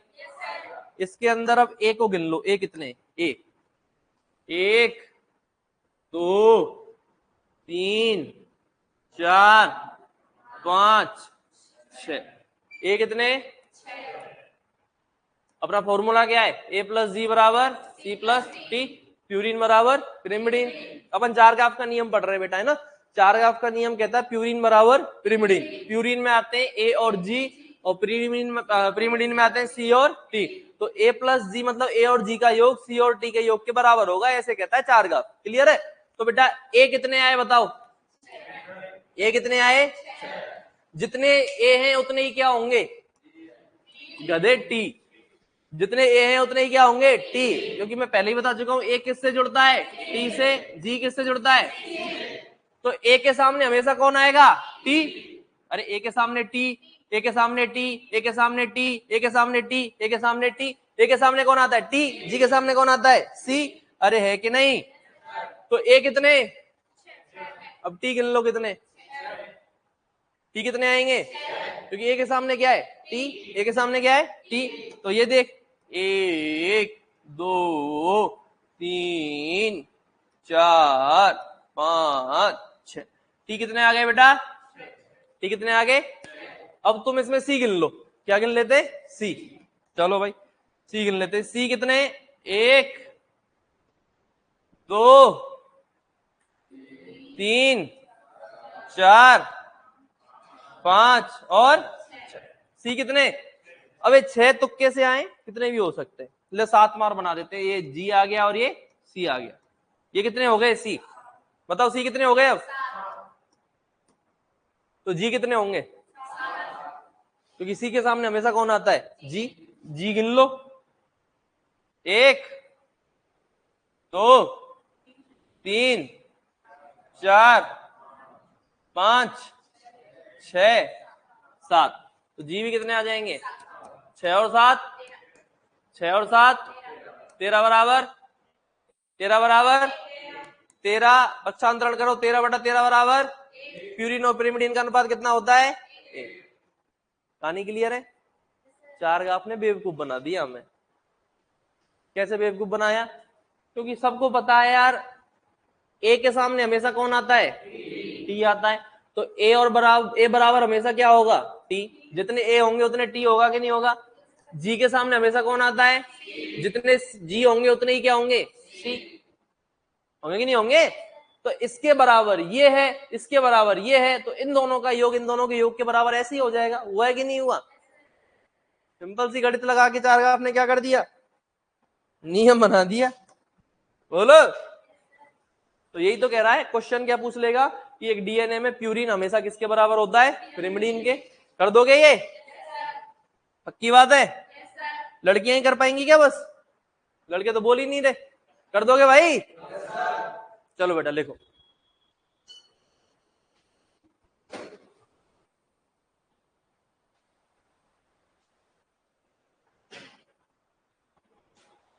बात नहीं बेटा।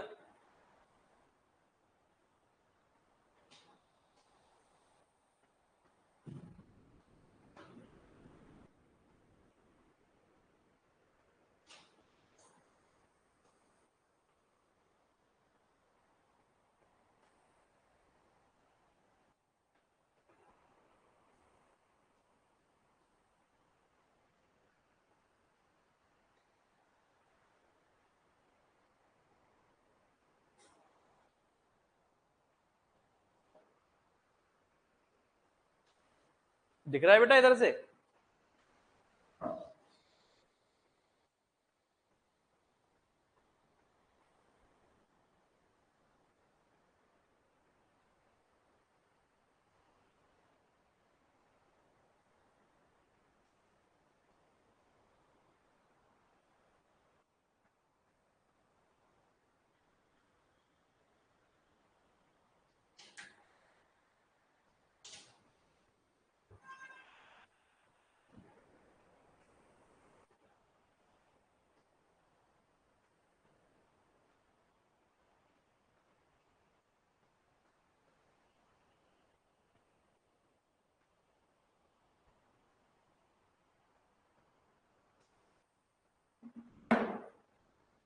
बात नहीं बेटा।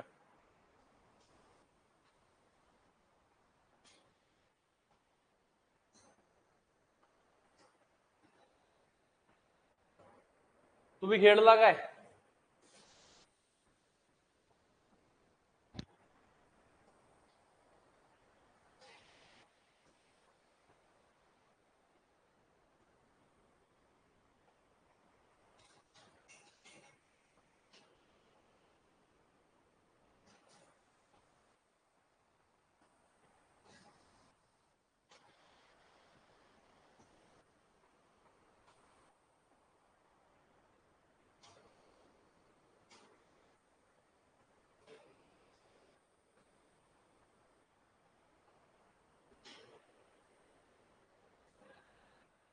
लिख लिया?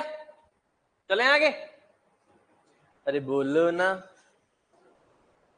अब एक अनुपात और होता है, देखो इंपॉर्टेंट तो है चारगाफ का नियम, क्वेश्चन आएगा तो कहां से आ जाता है कई बार, चारगाफ के नियम से। इससे रिलेटेड एक अनुपात और है ना, उससे क्वेश्चन नहीं आता है, बस समझ लो एक बार। चले?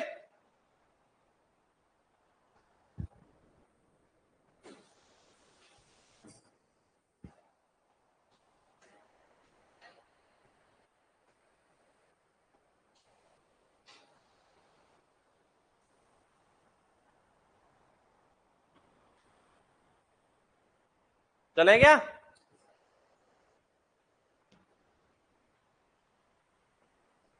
अगला है बेटा बेस रेशियो। क्या है अगला? सुनेंगे एक बार।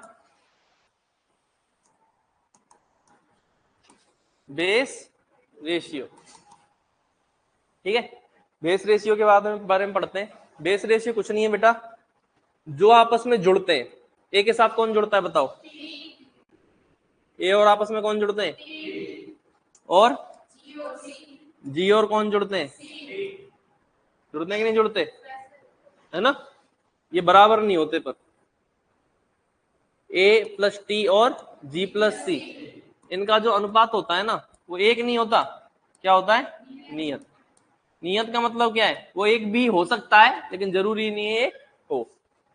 नियत का मतलब ये है। नियत किसके लिए है? एक विशेष जाति के लिए। किसके लिए? एक विशेष जाति के लिए। मतलब क्या है देखो, इसका मतलब समझते हैं। जैसे मान ले मेरे अंदर, देखो ये उससे अलग है। उससे अलग कैसे है? चारगाफ के नियम से कैसे अलग है? चारगाफ के नियम में क्या पढ़ा था?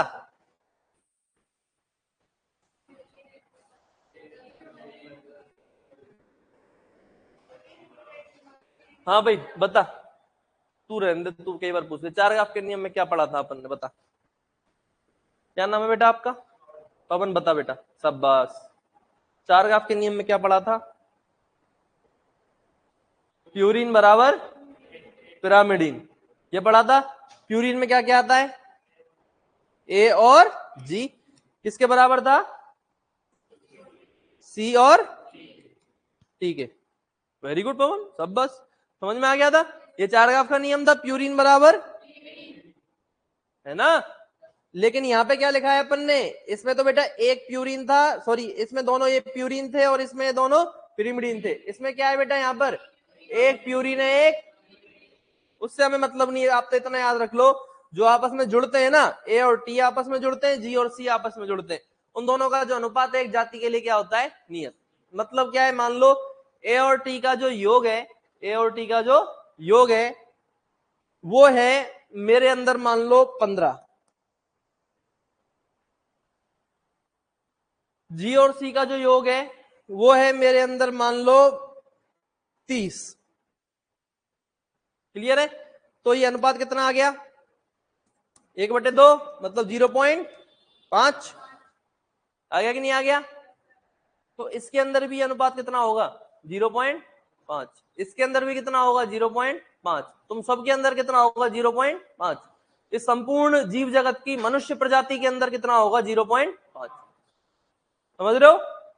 0.5 नियत हो गया सभी के लिए, पूरी जाति के लिए, पूरे सारे इंसानों के लिए अनुपात कितना आएगा? 0.5। ये एक भी आ सकता है, दो भी आ सकता है, 15 आ सकता है, 20 आ सकता है, 50 आ सकता है, कितना भी आ जाए ये अनुपात, जितना भी आएगा उतना क्या होगा? एक जाति के लिए नियत होगा। समझ में आया कि नहीं आया? बोलो। ये कौन सा रेशियो है बेटा? कौन सा रेशियो है? Base ratio.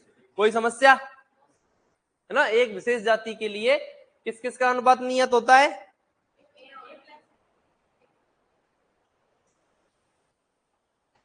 किस किस का नियम होता है? ए प्लस टी और जी प्लस सी का जो अनुपात है क्या होता है? नियत होता है। कर दोगे? लिख दो।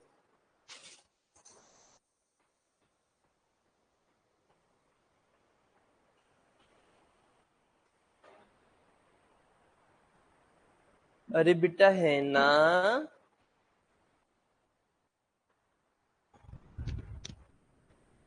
बोलो बेटा है कि नहीं?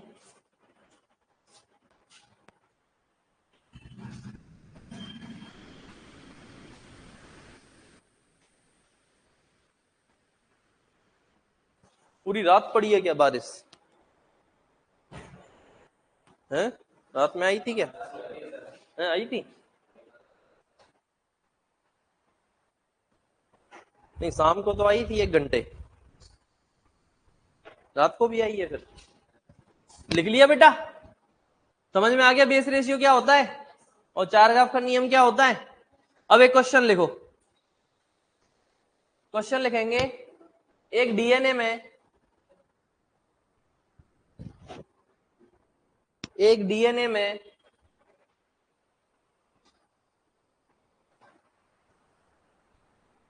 दो क्षार युग्मों के मध्य की दूरी कितनी होती है? एक डीएनए में दो क्षार युग्मों के मध्य की दूरी कितनी होती है?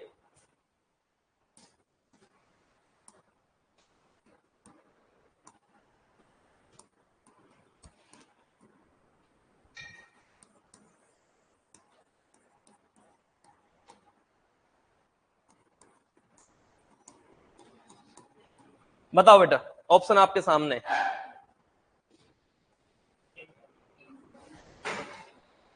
एक डीएनए में दो क्षार युग्मों के मध्य की दूरी कितनी होती है? कोई अपना आंसर अभी मत बताओ, मैं पूछूंगा तब हाथ खड़ा करना, ठीक है ना? सबने अपना आंसर सोच लिया? बोलो क्वेश्चन क्या है, दो क्षार युग्मों के मध्य की दूरी कितनी होती है? 34 नैनोमीटर होती है। कौन कौन है मेरे अलावा? पहला ऑप्शन 34 नैनोमीटर, किसी का आंसर है? दूसरा आंसर 3.4 नैनोमीटर मेरे अलावा? एक बालक, दो बालक, तीन बालक, चार बालक, पांच, पूरी लाइन। और वाह रे वाह, 340 नैनोमीटर। मेरे अलावा कौन है? 0.34 नैनोमीटर। चार बालक, पांच बालक, वेरी गुड बेटा। आंसर क्या जाएगा? 0.34 नैनोमीटर। अब तुम सोचोगे गुरुजी आपने तो क्या बताया था? 3.4, लेकिन वो क्या था? एंगस्ट्रॉम। मैंने क्या बताया? 3.4 एंगस्ट्रॉम। लेकिन ये इकाई क्या है?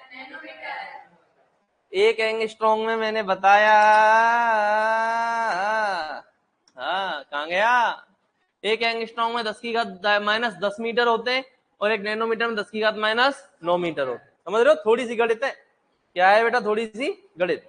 गणित कैसे लगाओगे भाई? यहाँ पे मैंने लिखा है 34 एंगस्ट्रॉम, इसमें 10 की घात -10 होते हैं, इस इकाई में 10 की घात -10 होते हैं। अगर इसको नैनोमीटर में बदलना है, किसमें? नैनोमीटर में कितने होते हैं? 10 की घात -9। अगर आपको माइनस में घात कम करनी है तो यहाँ पे तो 34.0 है, तो ये पॉइंट आपको आगे बढ़ाना पड़ेगा, ये 3.4 नैनोमीटर के बराबर हो जाएगा। क्लियर है? ऐसे ही अगर 3.4 एंगस्ट्रॉम है, वो किसके बराबर हो जाएगा? 0.34 नैनोमीटर के बराबर हो जाएगा। तो मैंने दूरी बताई थी बेटा दो क्षार युग्मों के मध्य की 3.4 एंगस्ट्रॉम, लेकिन यहाँ पे नैनोमीटर है तो आंसर क्या जाएगा? 0.34 नैनोमीटर। समझ में आ गया? आंसर जाएगा इसमें 0.34 नैनोमीटर।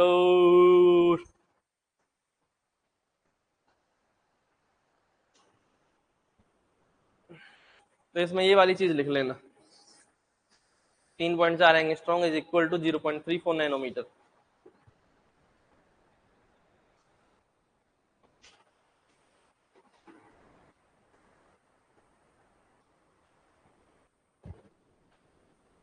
लिख लिया?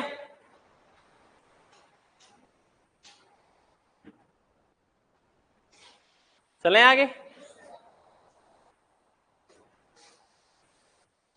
कोई कंफ्यूजन?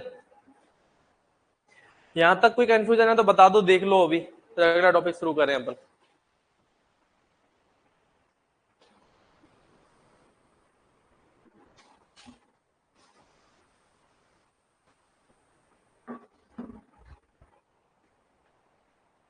चले? बोलो, हो गया? अब अगला टॉपिक आएगा बेटा अपना डीएनए और आरएनए के बीच में अंतर। किस किस के बीच में अंतर पढ़ेंगे? डीएनए और आरएनए के बीच में अंतर। तो इधर तो मैं लिखूंगा गुण, प्रॉपर्टी, मतलब जिस अंतर की अपन बात करेंगे, ठीक है। इधर लिख देंगे अपन किसके लिए? डीएनए के लिए, और इधर लिख देंगे अपन आरएनए के लिए। अरे लिख लें क्या? एक बार पेन नीचे रख दो, इधर सुनो मेरी बात। सबसे पहला अंतर तो क्या हो जाएगा, पूरा नाम। कौन सा नाम? वो डीएनए का पूरा नाम क्या होता है बेटा? डीऑक्सी राइबोज नहीं, राइबो न्यूक्लिक एसिड। आरएनए का पूरा नाम राइबो न्यूक्लिक एसिड। अरे होता है कि नहीं होता? अरे बोलो ना। शर्करा या शुगर की बात करें, डीएनए में कौन सी शर्करा होती है? डीऑक्सी राइबोज शर्करा। कौन सी शर्करा होती है बेटा? डीऑक्सी राइबोज शर्करा। और आरएनए में कौन सी शर्करा होती है? कौन सी शर्करा होती है बेटा? राइबोज शर्करा। दोनों ही पेंटोज हैं, दोनों में 5 कार्बन होते हैं। अंतर मैं आपको कल बता दिया था। जो नए बच्चे हैं वो ऐसे ना सोचें गुरुजी क्या बता रहे हैं, समझा नहीं रहे। एक बार आप सीधे याद कर लो, समझेंगे अपन रिवीजन जब करेंगे इस चीज का, है ना। तो एक बार सीधे याद कर लो भाई, डीएनए में कौन सी शर्करा है? डीऑक्सी राइबोज शर्करा। और आरएनए में कौन सी शर्करा है? अरे है कि नहीं? नाइट्रोजन क्षारकों की अपन बात करें तो डीएनए में कौन कौन से होते हैं? ए जी सी टी। कौन कौन से? ए जी सी टी, है ना। नई नई शादी हुई थी डीएनए की, तो डीएनए की वाइफ क्या बोलती है? ए जी सी टी बजा दो। डीएनए की वाइफ क्या बोलती है? ए जी सी टी बजा दो। क्या बजा दो? सीटी बजा दो। आरएनए की शादी पुरानी हो गई है तो वो अपने घर जा रही है, तो क्या बोल के जा रही है? A G C U letter. A G C U letter. तो A G C T, A G C you. अरे बोलो ना, हो हा। श्रृंखला कितनी होती है बेटा? डीएनए के अंदर 2 पॉलीन्यूक्लियोटाइड श्रृंखला होती हैं। डीएनए के अंदर कितनी बेटा? 2 पॉलीन्यूक्लियोटाइड श्रृंखला होती हैं, और दोनों एक दूसरे की क्या होती हैं? पूरक होती हैं। मतलब एक 3 से 5 है तो दूसरी 5 से 3 होगी। और इसमें आरएनए में केवल कितनी श्रृंखला होती है बेटा? एक श्रृंखला पाई जाती है। अरे समझ में आया कि नहीं आया? बोलो। अगला पॉइंट बात करेंगे अपन स्थायित्व की। किसकी बात करेंगे? बताओ डीएनए और आरएनए में से स्थायित्व। डीएनए और आरएनए में से अधिक स्थायी कौन होता है?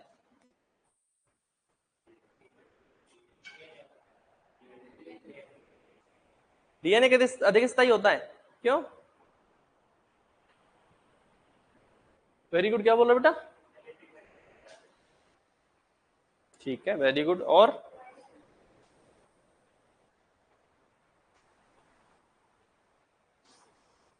बताओ डीएनए अधिक स्थायी क्यों होता है? बिल्कुल सही बात है, अधिक स्थायी कौन होता है? डीएनए। और इसके 2 कारण है। कितने कारण है बेटा? पहला कारण है भाई, अधिक स्थायी मतलब जो कमजोर ना हो। स्थायित्व मतलब मजबूती, है ना। जिसकी ज्यादा मजबूती होगी वो ज्यादा स्थायी होगा कि नहीं होगा? तो डीएनए में कितनी श्रृंखलाएं मिलती हैं और आरएनए में कितनी मिलती हैं? यहाँ पे कंपैरिजन डीएनए और आरएनए का ही तो हो रहा है। तो बताओ, जिसमें 2 रस्सी है वो ज्यादा स्थायी होगा, जिसमें 1 रस्सी है वो ज्यादा स्थायी होगा? भाई मजबूती तो उसी की ज्यादा होगी जिसमें 2 रस्सियां हैं और 2 श्रृंखलाएं किसमें? डीएनए में। तो एक कारण तो यह है डीएनए के अधिक स्थायित्व का। दूसरा कारण है डीएनए में थाइमिन की उपस्थिति। डीएनए में थाइमिन होता है कि नहीं होता? टी का मतलब क्या है? थाइमिन। तो डीएनए में थाइमिन होता है और आरएनए में यूरेसिल होता है। तो डीएनए में थाइमिन की उपस्थिति भी डीएनए को अधिक स्थायी बनाती है एज कंपेयर टू आरएनए। बोलो ना, आई बात समझ में? अरे बोलो ना। तो अधिक स्थायी कौन होता है?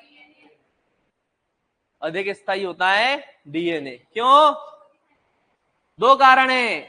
कितनी? 2 कारण में पहला कारण क्या है? पहला कारण है कि कितनी श्रृंखलाएं होती हैं? 2 श्रृंखलाएं। और दूसरा कारण है किसकी उपस्थिति? थाइमिन की उपस्थिति। बोलो राधे राधे। और इसमें बेटा कम स्थायी है, और कम स्थायी होने के कितने कारण है? क्यों? कौन कौन से? एक श्रृंखला और थाइमिन के स्थान पर किसकी उपस्थिति? यूरेसिल की उपस्थिति। समझ में आया कि नहीं आया? समझ में आ गया बेटा? पक्की बात है। अभी अंतर खत्म नहीं हुए, ये अपन ने पढ़े हैं आज 5 अंतर। आगे के अभी 3-4 अंतर और हैं, वो पढ़ेंगे अपन कल, ठीक है। यहाँ तक पढ़ के आओगे? समझ में आया सबके? तो समझ में आया तो यहाँ तक का पढ़ के आना। जो नए बच्चे हैं, आप दोनों, आप है ना, आपके थोड़ा आज कम पल्ले पड़ा होगा। क्यों पड़ेगा भाई कम? क्योंकि कुछ चीजें पहले वाले से कनेक्ट थी, कल आपके पूरा एकदम दिमाग में बैठ जाएगा, ये मेरी गारंटी है। क्लियर है? तो आज की क्लास को देख के टेंशन में ना आए, क्योंकि भाई आज थोड़ी सी लिंक थी कल वाली से। अरे बोलो, लेकिन जो आज पढ़ा है वो आप कल पढ़ के आओगे, पढ़ के आओगे ना? अरे बोलो, बोलो बेटा, राधे राधे।